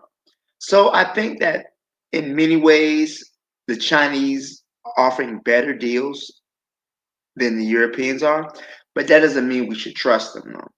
That doesn't mean they should be trusted. And when you're talking about doing business, you gotta look at it from a quid pro quo standpoint, something for something. We're gonna work with you, but in the meantime, what are we receiving in return? And there has been some good and there's been some bad when dealing with Chinese companies. I think that if it does have the potential to organize the continent and allow them to develop economically, but also the Chinese are in it for themselves. They're not there for Africa because they love Africans. They have their own desires. But I believe if they're intelligent, they can actually come out with some mutually beneficial contracts. So I'll leave it there. I don't really have too much to say on this topic. Appreciate that. See, real black gentleman. Real Black Journal, what say you? I guess I will say, let me go back to the question. Kind of getting lost in the chat. I mean, different economic influences. You know, not everyone does things the same way. I mean, if you're talking about like the basic structures, like a more state command economy, you call, one example like communism, or, you know what I'm saying, more like mixed economies, you might call it socialism. And then you might have your capitalism, your free markets, you know what I'm saying, your enterprise types. Different nations, when they colonized Africa, had different national imperatives, in the way that they were trying to fund their own nations influenced how they colonized, Africa. I mean, again, France is semi-socialist. That's why they are clinging on to the African colonies, because they need the raw material just to feed the nation. Whereas England, they're more capitalist. They don't need to formally kind of tie themselves to the money with the CFA, but they just do it in such a way that it's kind of more strong armish, and kind of they just lean into the nations a little more. That's why you have the BPs, and you know what I'm saying, the way that the way that their relationship to their colonies is just different. They don't necessarily have to say, you're just going to adopt our currency. They just say, we're the Commonwealth. We'll break something off with you, even though it's still very heavy-handed and it's still very uneven. Different countries, do things differently because it's based on their own national interests. So I think that, what winds up happening is that, when we talk about the effect, the way that the Francophone countries are rebelling against France is different than how the Anglo nations, they contend with England. It's not the same. There's definitely differences, even though France and England are part of the EU. Well, England, Britain isn't part of the EU. They actually left the EU, but they're right next to each other, even though they might have strong antagonistic, strong competitive natures about themselves as nations, because, they naturally work with each other because they're right next to each other. They're going to talk to each other because they're right next to each other. They're going to, and it's just a sense of you see it as good cop, bad cop, in aspects. The Africa isn't in a vacuum. The way that a nation is going to engage with another nation is going to be made pretty self-evident, and other nations are going to act accordingly to try to draw a contrast, to kind of say, oh, we're not like them. We do things a little differently. Maybe a little give and take. I know in Portugal, I know there's a lot of people who leave Africa and go to Portugal. The way that Portugal has its colonies, it's more reverse assimilation, where Portugal is actually, kind of getting a little bit darker and darker and darker, because the way that they want to bring, I might be wrong, Jose. I know that, I'm not sure if I think Jose has knows something about Cape Verde. If I'm not mistaken, forgive me if I am. But you might have a strong sense of understanding Portugal than the rest of us. But different countries, the European nations engage differently, and it reflects, and it can't be really hidden.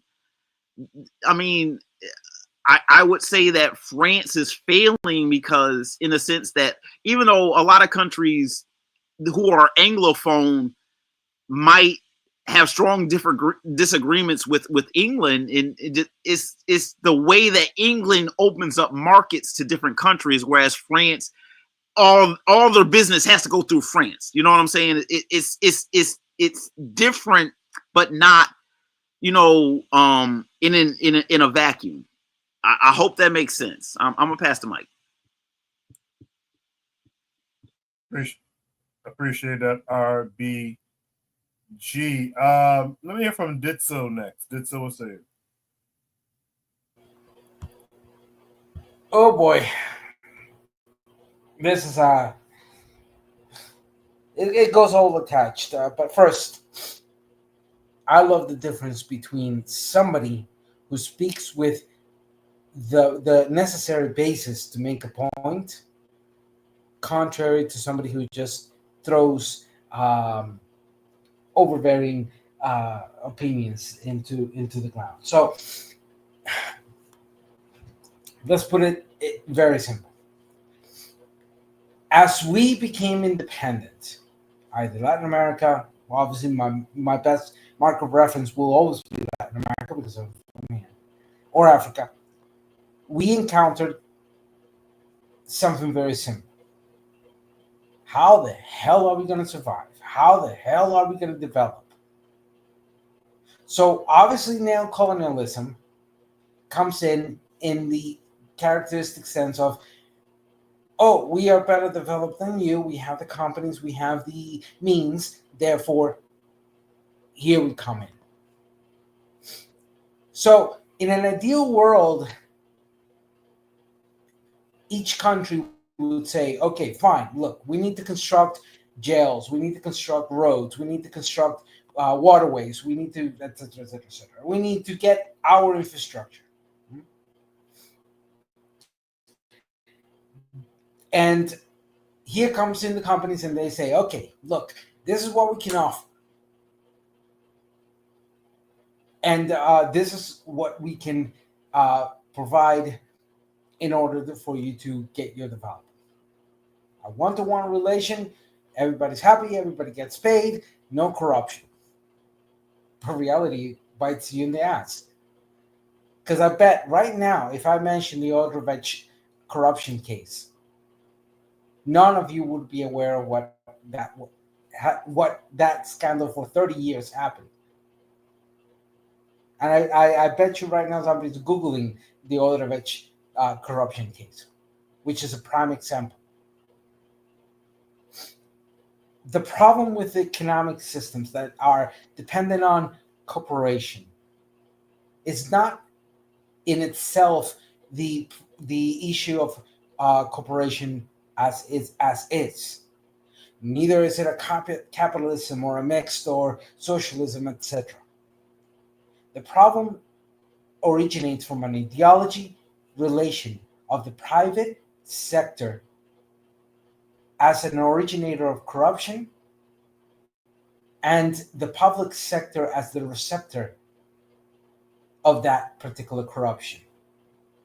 And in some occasions, a mixed sense where both private and public are the incentivator and the receptor of that corruption. So in this sense, and to keep it very simple, independence brought with it, sovereignty brought with it, the problem that individuals and companies of those individuals that form those companies will always function on the interest of self-service, not in the interest of common wealth or common good in that sense. Whilst those in the position of administrative, institutionalized governance, some are there for the commonwealth, but the majority are there also for the self-service interest. So how do we fix this? How do we progress from that? Well, we do need strong judicial systems, independent, that are able to capture and investigate and prosecute and persecute those who are committing those corruption, self-service interest actions. So the problem is, how do we ensure that when cooperation becomes a reality, it is not for the exploitation, but for the benefit of that commonwealth? And the best answer is we need to fortify judicial systems. We need to fortify our internal laws. We need to ensure that those laws are adequately enforced. And that pipe dream of efficiency may never be reached because at the end we're dealing with humans, and humans are corrupt.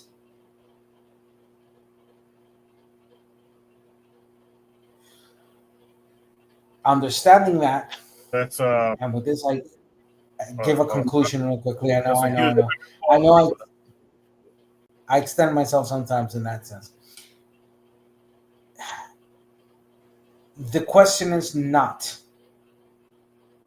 whether it's an ism or capitalism, socialism, etc. an adequate system. The question is, when that system is in place, how do you ensure that its efficiency and efficacy is what is manifested in reality?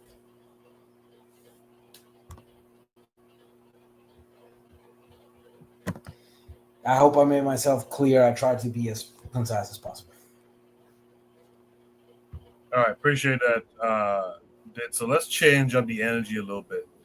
Cheryl, let's say you shoot the breeze topic number 3, a discussion on the influence of different economic models in Africa and its effect. Let's see.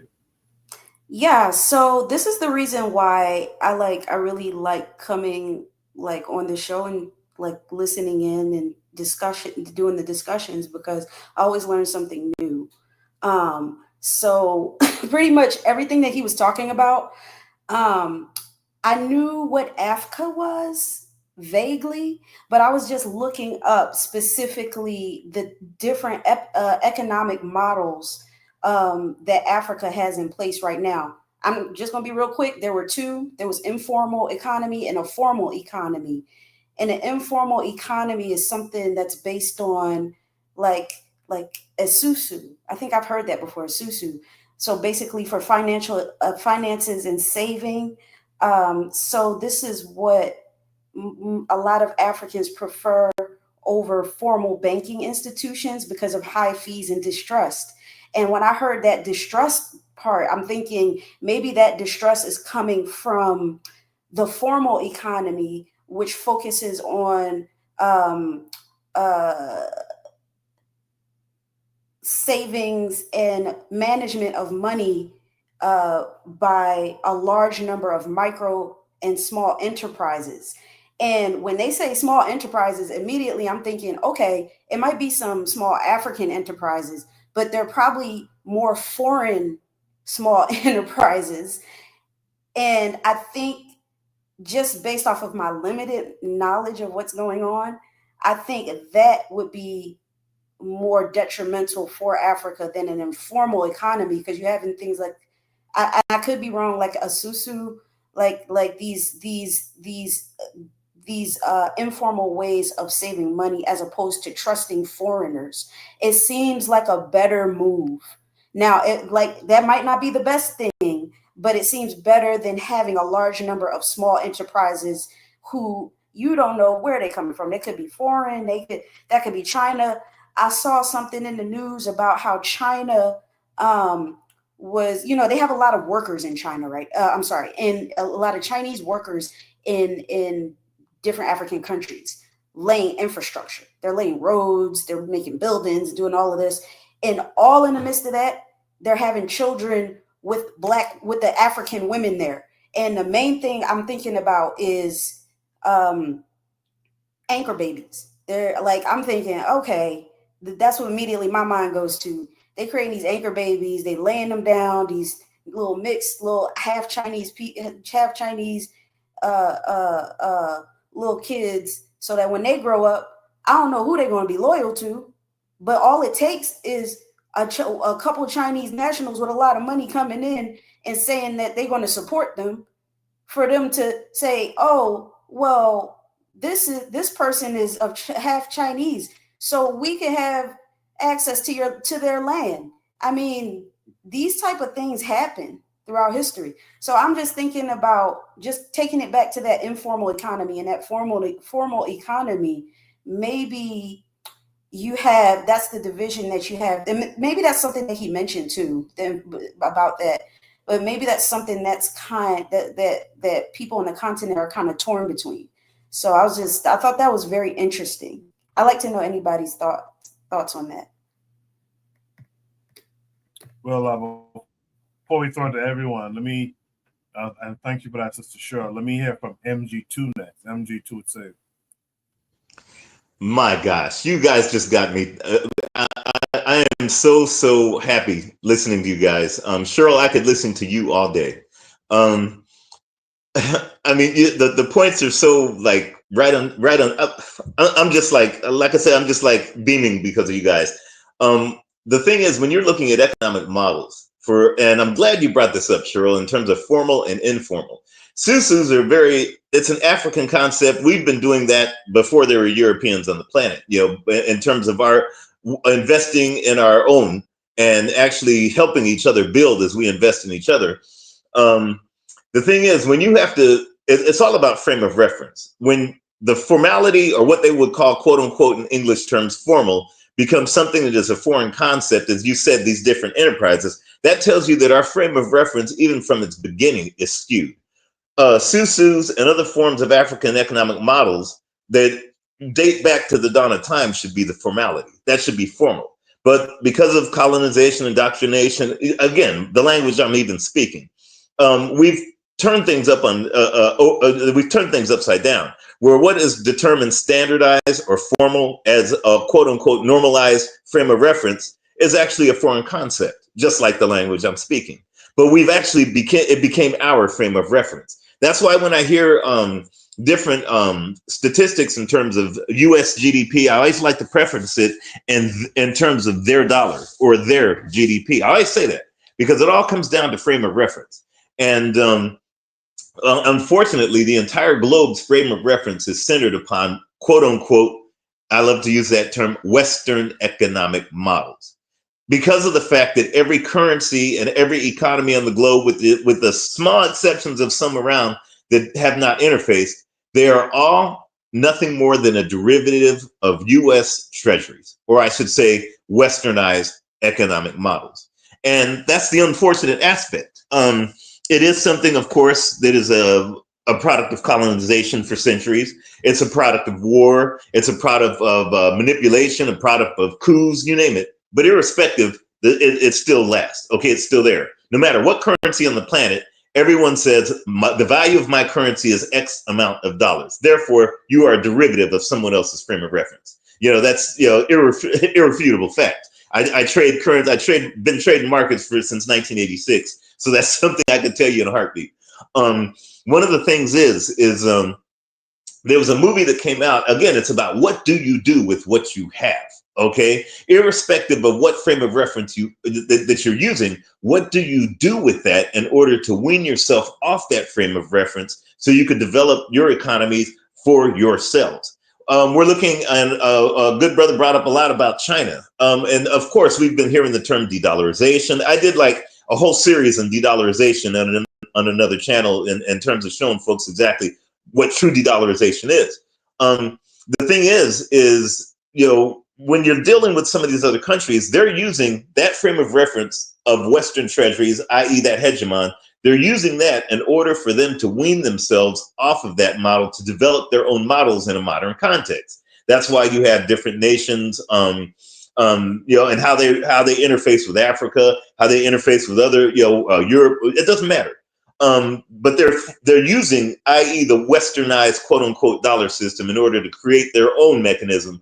So therefore, whether it's a parallel or competing or whatever, they're doing something that they're saying, we're using somebody else as a weapon, a lesson, or a tool, so we could go ahead and use us as that frame of reference everyone needs. China's at the forefront right now, or I should say BRICS Bank or whatever you want to call it, they're at the forefront of someone trying to do that. When my brother brought up about Africa and the resources, economic models, no matter where you go, even from ancient times, what you do is you get natural resource, you industrialize that natural resource, then you commoditize the product, and then you franchise the organization. Other folks have a different way of doing it. Of course, Europeans, okay, and Arabs and all those that are conquerors, they use the term of conquering, exploitation, war, and and colonization to make that model happen. Some nations don't do that, or some nations might go with the carrot, like China and others, where others go with the stick. Irrespective of that, they're still using it for their benefit and not yours. Clearly, I mean, if you see, even in terms of dollar GDP, you're seeing in terms of why Africa only has 43% of paved roads, as my brother said so very well. The thing is again, you get natural resource. Well, of course, Africa has natural resource. Kazakhstan has natural. It doesn't matter where you go. You industrialize it. You turn it into something. For instance, you get a bunch of cows, put them down there in Brazil. What are you going to do with them? You're going to industrialize it. You turn them into hamburgers. Then you go ahead and you take that and you commoditize it, and you get some golden arches up there and say, we're McDonald's. Then you franchise the organization and say 10 billion served. That is no different than anyone else, whether it's China going in to get coltan, and now all of a sudden you have an iPod or an iPhone. Doesn't matter. The same model exists no matter where it is. It's been there for ancient times. The thing is how you go about doing it, and what do you do in order to go ahead and put it underneath your roof and not someone else's roof. Unfortunately, Africans globally, it's not something that's only specific to the African continent or Caribbean. I'm talking Black folks on this planet, all of us. We're all subjected to this situation. And the reason I say that, there was a movie that came out back in the early 2000s. I don't know if you guys had a chance to see it, but it was called Hood to Hood. And Hood to Hood was kind of like a documentary about gangs, and about, they were showing all the quote unquote, and I say perceived wealth of gangs. And you saw brothers with cardboard boxes with hundreds of thousands. One brother pulled one out of the panels in his ceiling and brought out cardboard boxes of $200,000, $300,000, and he had his little Glocks and whatnot, saying, "Look what we done did. Look what we did." My thing is, it was no different in the days of Al Capone and whatnot, and Bugsy Siegel and whatnot. They did the same thing. The only difference is, what did they do? What infrastructures did they build? And how did they end up controlling societies back then? Whereas you have the same brothers doing the same thing there, whether it's Hood to Hood or whether you have Kevin Hart and Will Smith. It's what are we doing with what is, it's the same thing, but we're doing something different. So therefore, we're subjected to other economic models and not developing our own. Clearly, if you see what happened back in the day, you had your gangsters, doesn't matter what it is. They have used that in order to carve out a form of their own economic model to where they're controlling societies. Clearly they are. Otherwise, you wouldn't have a Rudy Giuliani or a Donald Trump or even a Joe Biden. Clearly, somebody has done something in order to bring where you're subjected to modern day effects of what someone did back then. Clearly, no doubt about it, we are doing the same thing, because we are very reactionary, no doubt about it. But clearly the results are not the same. And this is not just, saying something in the year 2000 of a movie called Hood to Hood. We could go back centuries. Okay, you name a point in time where we have had resource, we had had the ability to commoditize and industrialize and also franchise. And, you see the evidence, we would not be having this conversation. So the thing is, or at least the conversation would be different. The thing is I always base everything to a movie I keep, and I said it on this channel and many other channels, even the ones that I try to present. There's a movie that came out in 1975 called Man Friday. I'll never forget sitting there watching it. And I said, that's going to be the new model of the world, and how the world will carve out its own niche, no matter who you are, whether it's countries, whether it's religions, whether it's, ethnicities. Everyone's going to use that economic model to carve out their own niche in order to control themselves and be in charge of their own destiny. It was a movie that was written for Black folks to specifically use that as a model, but everyone else has used it but African people globally. Clearly, again, we wouldn't have this conversation. Man Friday was not just an economic movie. It had nothing really to do with economics, but it was written in order to say, how do you use someone else's culture to make them destroy themselves so your culture will win in the end. That's the whole movie. That's the whole gist of the movie. Other foreign ministers back in 75 have watched that movie. I'll never forget this, because I remember there was a diplomat from Russia that actually was like, oh, we don't have to use this. We saw one in India. We saw one in Japan. That's why Japan was so, they actually went to their renaissance in the 80s when they were doing a lot of manufacturing, what you see China doing now. Japan lost the ball. China may lose the ball. Who knows it? We saw Korea do it. Back then, diplomats were forced to watch this. And this movie was why you see China getting ahead now. Why dang near every phone literally has Korean technology. Why India is, probably going to be the breadbasket of the world, especially when it comes to rice and other commodities. Why you see one of the largest meat industries are two racist, hardcore Bolsonaro sycophants out of Brazil. Why Russia is one of the, irrespective of sanctions, they're able to go ahead and continue a quote unquote special military operation. And other than China, have a military that's more competitive than the United States, especially if you saw what happened with China the other day in their military parade. I mean, they used the Man Friday model of a movie that came out that was specifically for African people, but African people neglected to go ahead and use that. Clearly, as we say, look at where we're at today in comparison to others. So the thing is, when you're talking economic models, it's very simple. Okay, I mean, it's so simple it hurts. Anything you want to do, you can actually get it done as a collective, or as I say, individual collectivist and not collective individualist, which is what we have, that's the doctrine, unfortunately, we've subscribed to, whereas these other nations have subscribed to individual collectivism. And clearly that model has worked for them, especially when it comes to GDP in terms of dollar GDP.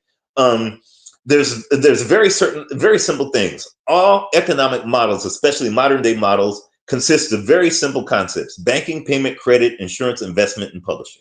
And the supply chains wrap everything around. Okay, it's how you go ahead and control that and not be controlled by others in that aspect. Of course, the westernized or the Anglo or the whatever you want to call their society, European society, they control all of it: banking, payment, credit, insurance, investment, publishing, and all the supply chains. As of now, you've got other nations that are starting to control that for themselves. And we know who's at the forefront. Of course, it's China, BRICS, or whatever you want to call that. The thing is as African people, and especially on the continent, who have the resource, there should never be a thing called a resource curse, which is what they're talking about. Oh, you have all these resources, you're cursed. That's idiotic. Okay, or that movie Idiocracy. If you have a lot of resource, you are never cursed. You're only cursed when you don't know the value of yourself and how your value of yourself relates to the value of your resource and the value that you're going to use in order to conquer the world and control your own destiny. So there's no such thing as resource cursed. Okay. The thing is if you are in control of those simple concepts, then you could actually go ahead and control others. Africa has resources. Everybody knows that. Africa has human resource that's got the youngest growing population in the world. Clearly, Africa has intellectual resource, but we don't have the smarts to use it. Clearly, again, this conversation will not be had. All you have to do is, and I'll bring it up. Like I said, I have an 8-point project that I've been working on for years of how African people globally can actually go ahead and dominate the planet if we want to. So be it. We want to go ahead and focus on the priorities of things that are not brought to us and make us indoctrinate us like celebrity. And we go for the things that are actually will work, like, security, education, international trade, finance, agriculture and health, technology, energy, things that, of course, we can't do without and ready to kill for. There's very simple things, and I brought it up earlier. One is you have to subsidize one another, whether it's in the hood in Chicago or whether it's in Kenya, as my brother brought, talking about, how we're subsidizing folks buying their cars and their liquor and everything else. The other thing is nationalism. When I say nationalism, I'm not talking in terms of ideological nationalism. I'm talking about nationalizing your resource, nationalizing your economy, nationalizing your supply chains and your education, and even what you talk about on and off air. Nationalizing things so someone else cannot dominate your conversation or your country or your region or even your hood when you're living in Texas. There's other things. There's protectionism. Africans are the only people on this planet. We as Black folks are the only folks that don't practice protectionism. But you have Donald Trump showing it and putting it in your face when you call it terrorists. There's very simple things that Black folks on this planet can do no matter where we exist, from Tanzania to Texas, from Kansas to Kenya. It doesn't matter where we exist. Very simple things that we can do. And it's not rocket science. It's, do we have the will to do it? And do we really have the want to do it? So I'll go ahead and pass the mic on that.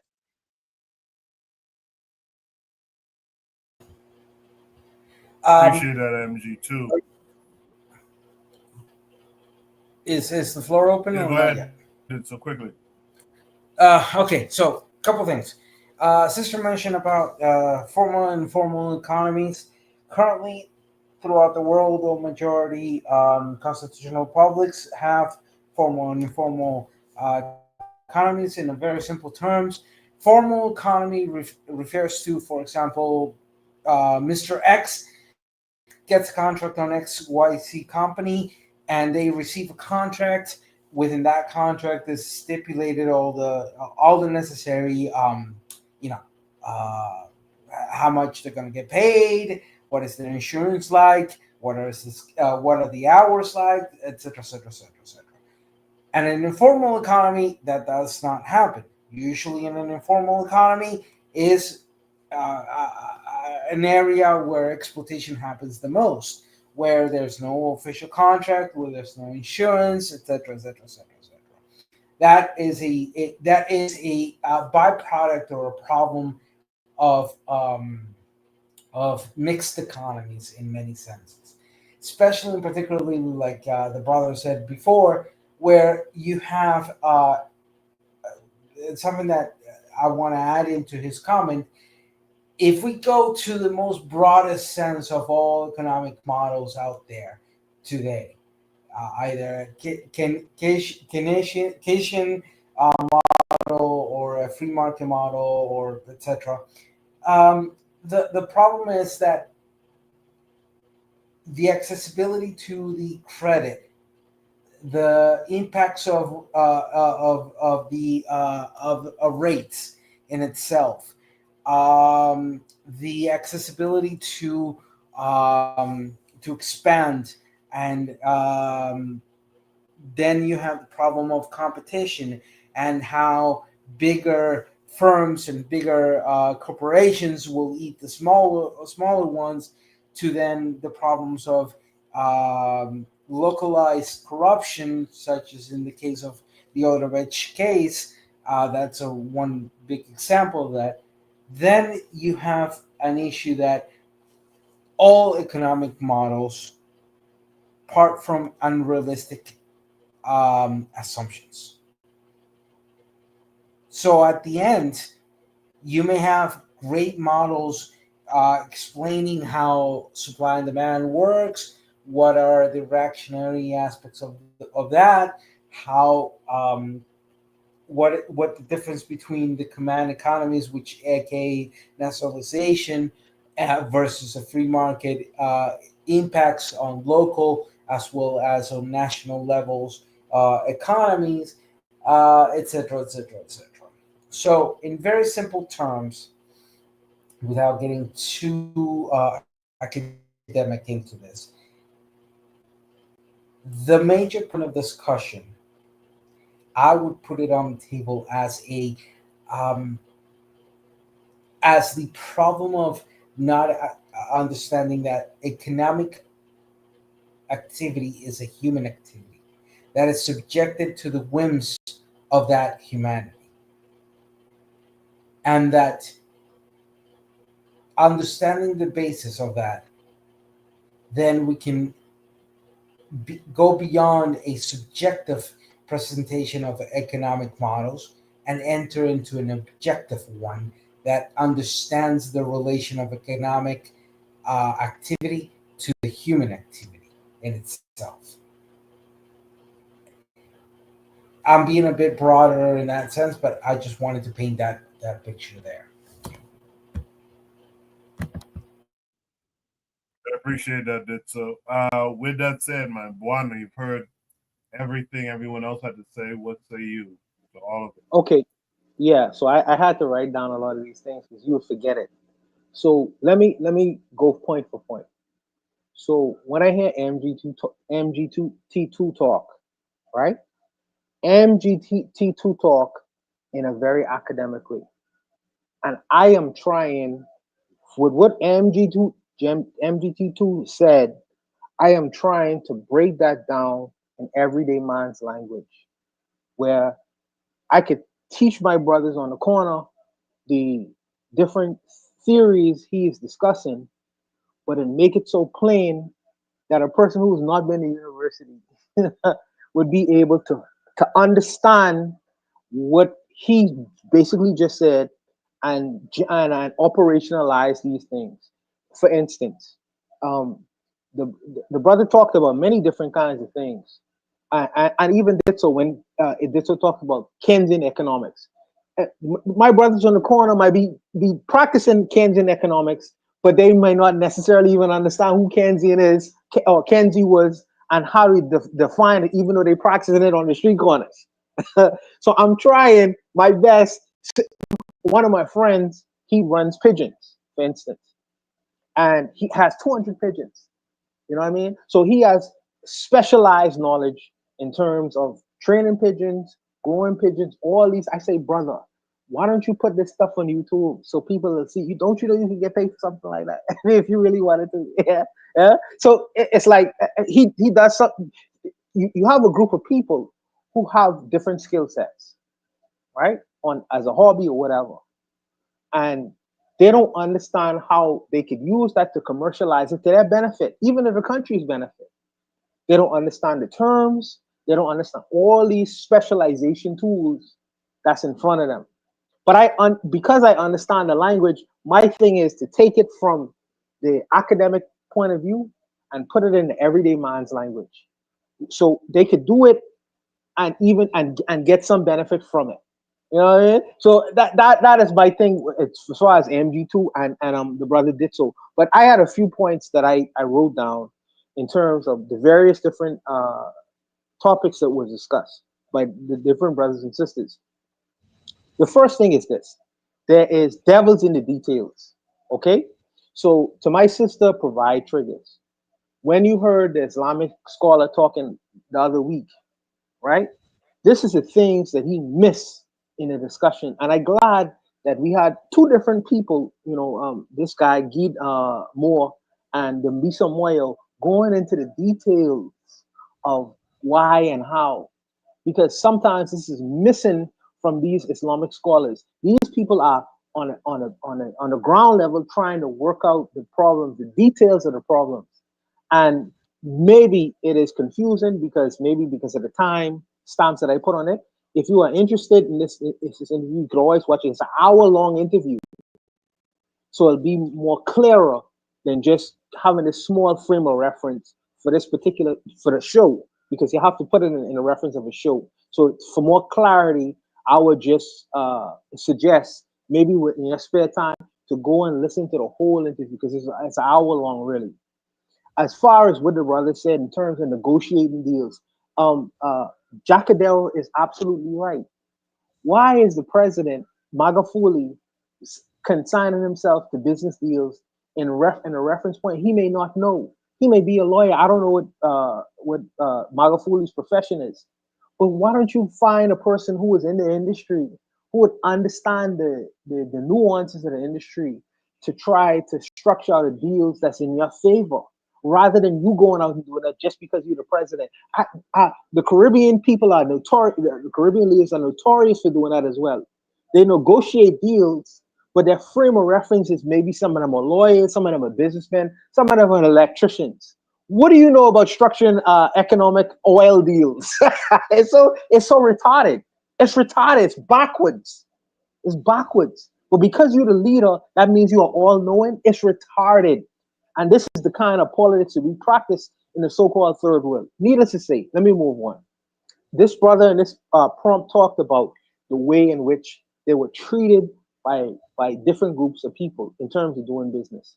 He mentioned Nancy Pelosi, and Nancy Pelosi said, I haven't talked to the leaders. Then he said that he dealt with the Chinese. The Chinese said he didn't even see the airport. They were treated with such respect. Or when I mean so respect, they were treated much differently. And I always say, you go where you appreciate it, not tolerate it. The president of the United States was questioning the Liberian president. How did you learn English? Where did you learn English from? He's so ridiculous. He doesn't even understand the Liberians is born of an African American colony.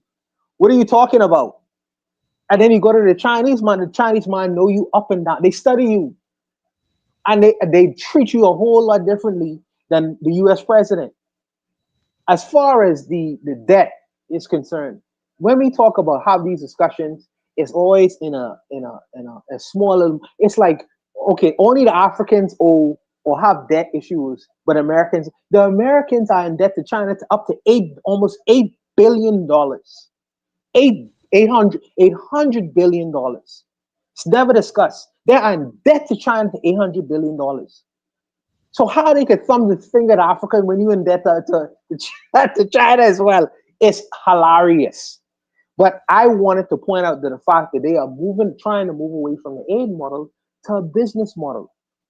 And if other people are interested in doing business with you rather than that old-fashioned colonial model of just giving you something and we extracting our resources, that shit is dead. You got to move on to something that's different. You got to move on to something that's different. Ditto talked about something in terms of the Commonwealth. Okay? Now, when you mention that, I understand what Ditto mean, you know. Ditto mean, because Ditto is coming from a socialist perspective. So when he talks about Commonwealth, he's talking about the common good for the rest of everyone, all the people that's involved in terms of transactions and business and that concern. But the Commonwealth, it rings differently for people like me.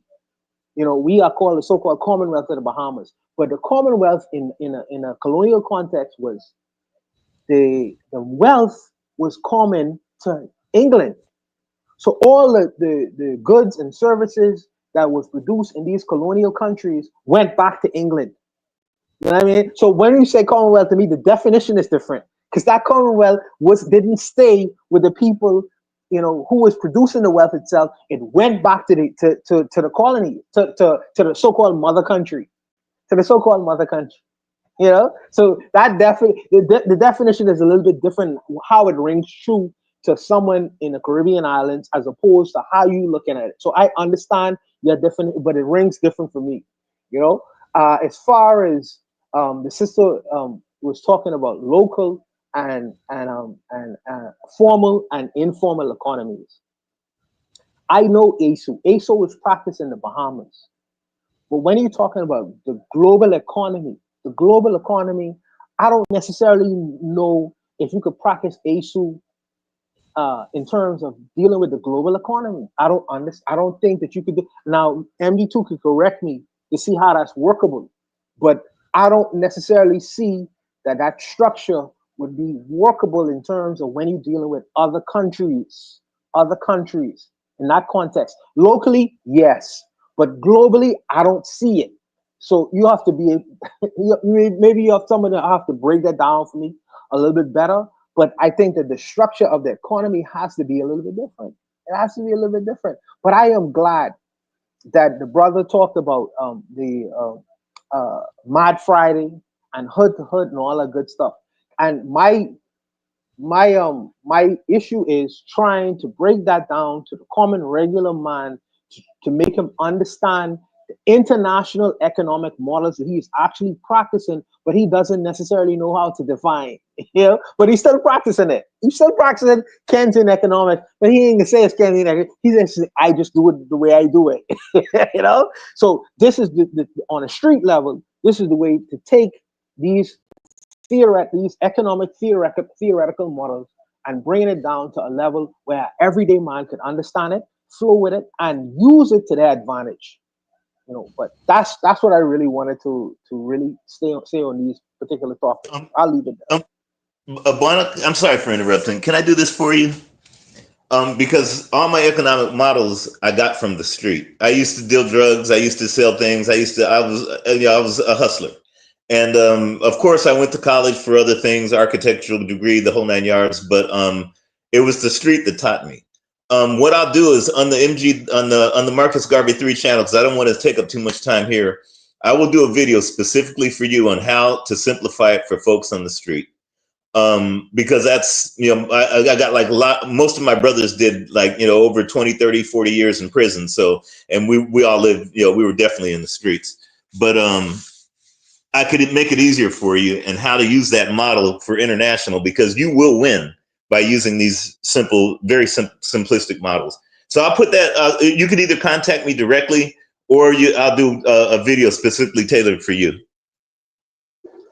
Oh, I appreciate that. Just put your email in the chat. Put your email in the chat. I'll get with you. Hold on there for a quick second. right. I just want to say something real quickly. The illegal drug trade for the past 65 years is a clear example of an informal economy that is standardized worldwide and that has been applicable through a well, I'll just say through the ANCAP model of economy, of zero intervention of state or legal or any form of intervention of a formal system into it. The only intervention that the state has is the interception of the supply and distribution, the supply and distribution channels of its function. But the drug trade as a economic model is the best example of an informal economy.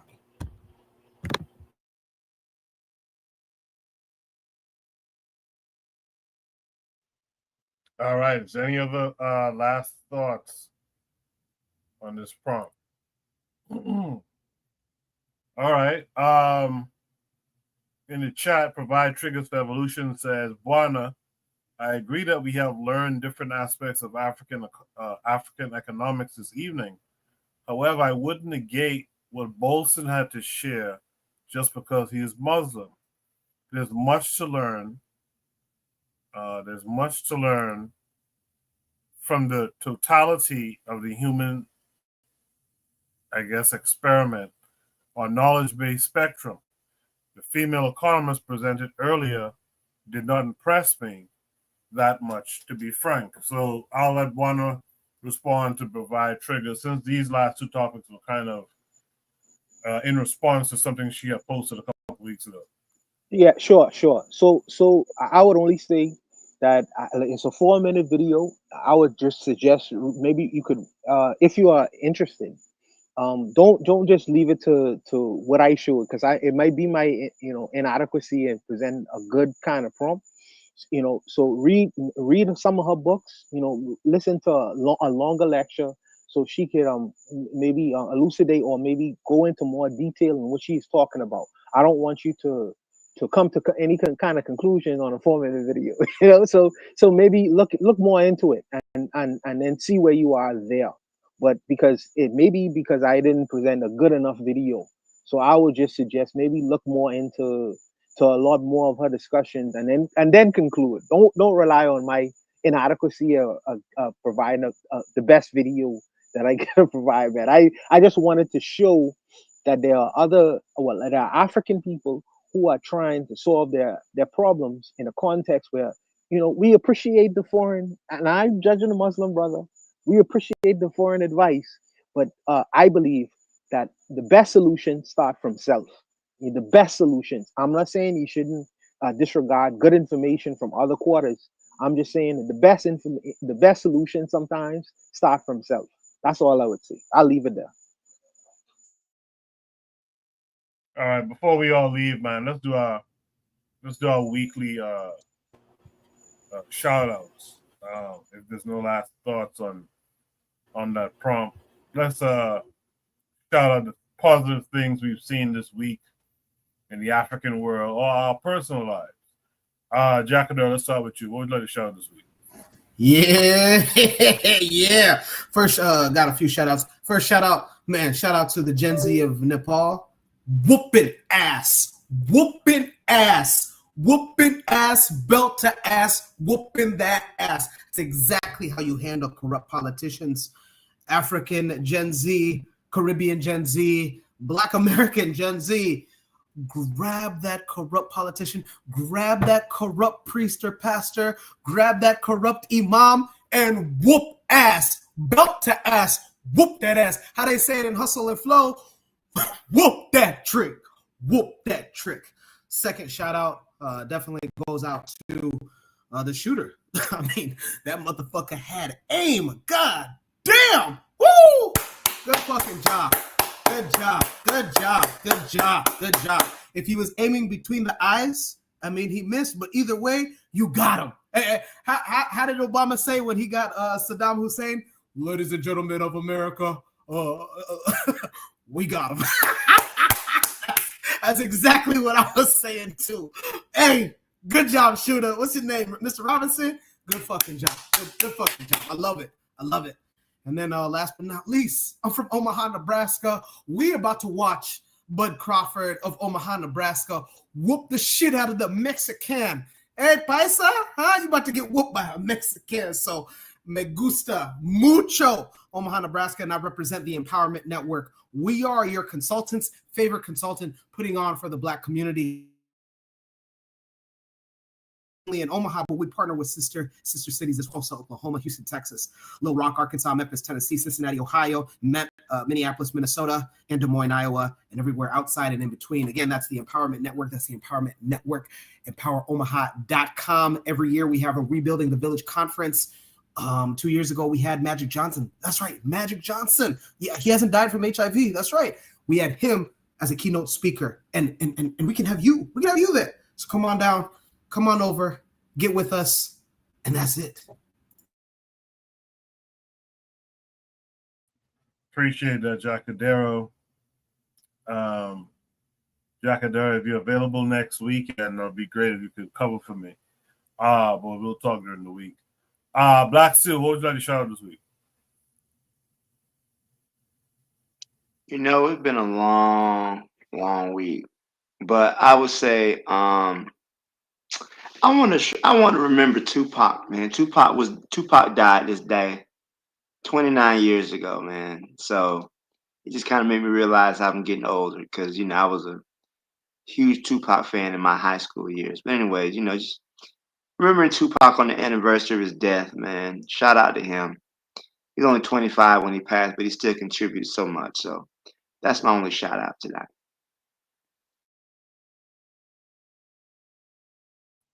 Appreciate that. Black Steel. Cheryl, what would you like to shout out this week?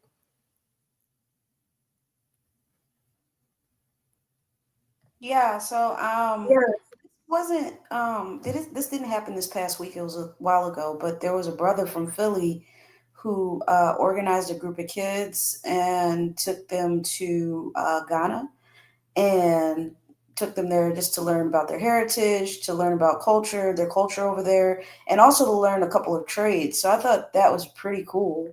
And I was just thinking, like, maybe, you know, if we can have more things like that, we could kind of counteract some of this or a lot of this propaganda that they have out here. So, I mean, I thought that was pretty cool. Like, I just made me wish I was, you know, they had something like that when I was younger. So I thought that was awesome.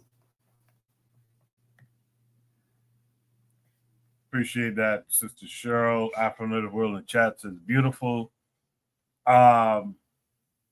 With that said, that's it from RBG, Real Black Gentleman. What say you?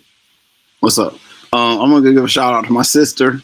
She just gave birth to her first daughter, her fifth child yesterday. So like, I want to give a shout out to my sister, for real. She out there doing it, you know what I'm saying? Out there doing it, you know what I'm saying? Bringing forth life, you know what I'm saying? I gotta love it. You know what I'm saying? I gotta love it. It's integral. So I gotta give a shout out to my sister. You know what I'm saying? Healthy little baby girl. Yes, and congrats to you as well, Uncle. Thanks for sharing that with us. MG2 came back to give a shout out. MG2, what would you like to shout out? First off, I got to give a shout out to you guys because hopefully, you know, with what we learned tonight, we can apply everything because it doesn't take long for us to take over this planet as African people. Hopefully. Another shout out, and I got to reflect the comments of my brother previously. To take a 200-yard shot and hit somebody like that, I mean, that is like next level stuff. Especially, yes, sir. Yes, sir. Let's go. I'm sitting here saying, whoever did that, I just want to, I want to put some money on his book so I could get some lessons so I could be a good sniper. I mean, my goodness. But other than that, you know, I'm just saying, I'm taking a shout out for African people overall. Because if we really wanted whatever we want in this planet, I know we could get it. You know, I believe in us without a doubt. So I'll go ahead and pass the mic. Appreciate that, MG2. Thanks for coming back to give us that shout out. Last but not least, Buano, what was your shout out this week? First of all, let me say shout out to Jacadero. I like the young energy, the young people. Her and my sister, you know, they they're a little bit different. I don't know what you call them, generation what? I don't know what you call them, but millennials. Yeah, I like the millennials. The millennials make me laugh sometimes, but I love them. You know, so shout out to the brothers and sisters, all my good millennials out there. You know, holding down the fort. You know, I love them. I love y'all, man. Y'all are great people. Great people. Y'all gonna change this world. Shout out to that DEI bullet. You know, the DEI bullet. The throat is just as good. Yeah, the throat is just as good as the head. But I mean, the throat did the work. So shout out to that DEI bullet. Shout out to Uncle RGB. Uncle RGB, you have a responsibility and a duty, brother. You know, you listen to us for a long time. You have a lot of good information. So that little sister who's coming into the world, you appreciate her, you congratulate her, but you have a duty to train her to be the best Black sister possible, African sister possible, and hopefully she'll be able to be one of the people to change this world. So you have a duty. So shout out to you and your duty and your obligation to make sure that she understands this world and she is a competitor. And she is a competitor in this world. So shout out to you and your responsibilities.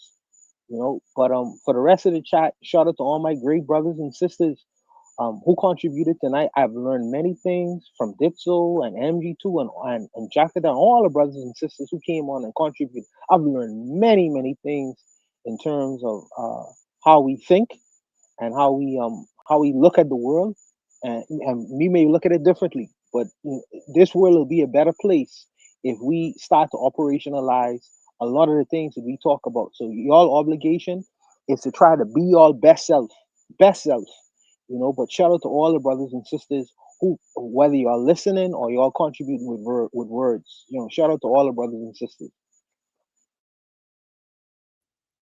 Yes, indeed, man. Shout out to everyone who participated tonight, both on the panel and in the chat. Shout out to anyone who donated to the cause during the week. And shout out to anyone who wasn't a Umar Johnson these past couple of days. So with that said, we should be back next Saturday, episode 212. Let's see who pulls it off. You guys vote on the poll. Is it Canelo or is it Crawford tonight, man? We're gonna end probably just in time to see the beginning of that fight.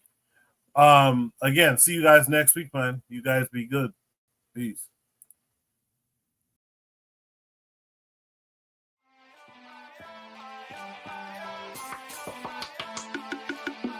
Thanks for listening to the Bitter Medicine Podcast with your host, Koku.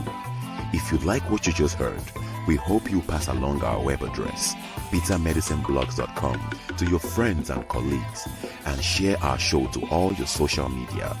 Be sure to check out our archive section on our website for previous podcasts. This has been a KWAZ radio production. Join us next time for another session of the Bitter Medicine Podcast. Follow us on Facebook at Bitter Medicine Show, Twitter, Bitter Meds, Tumblr, Bitter Meds, Instagram, Bitter Medicine.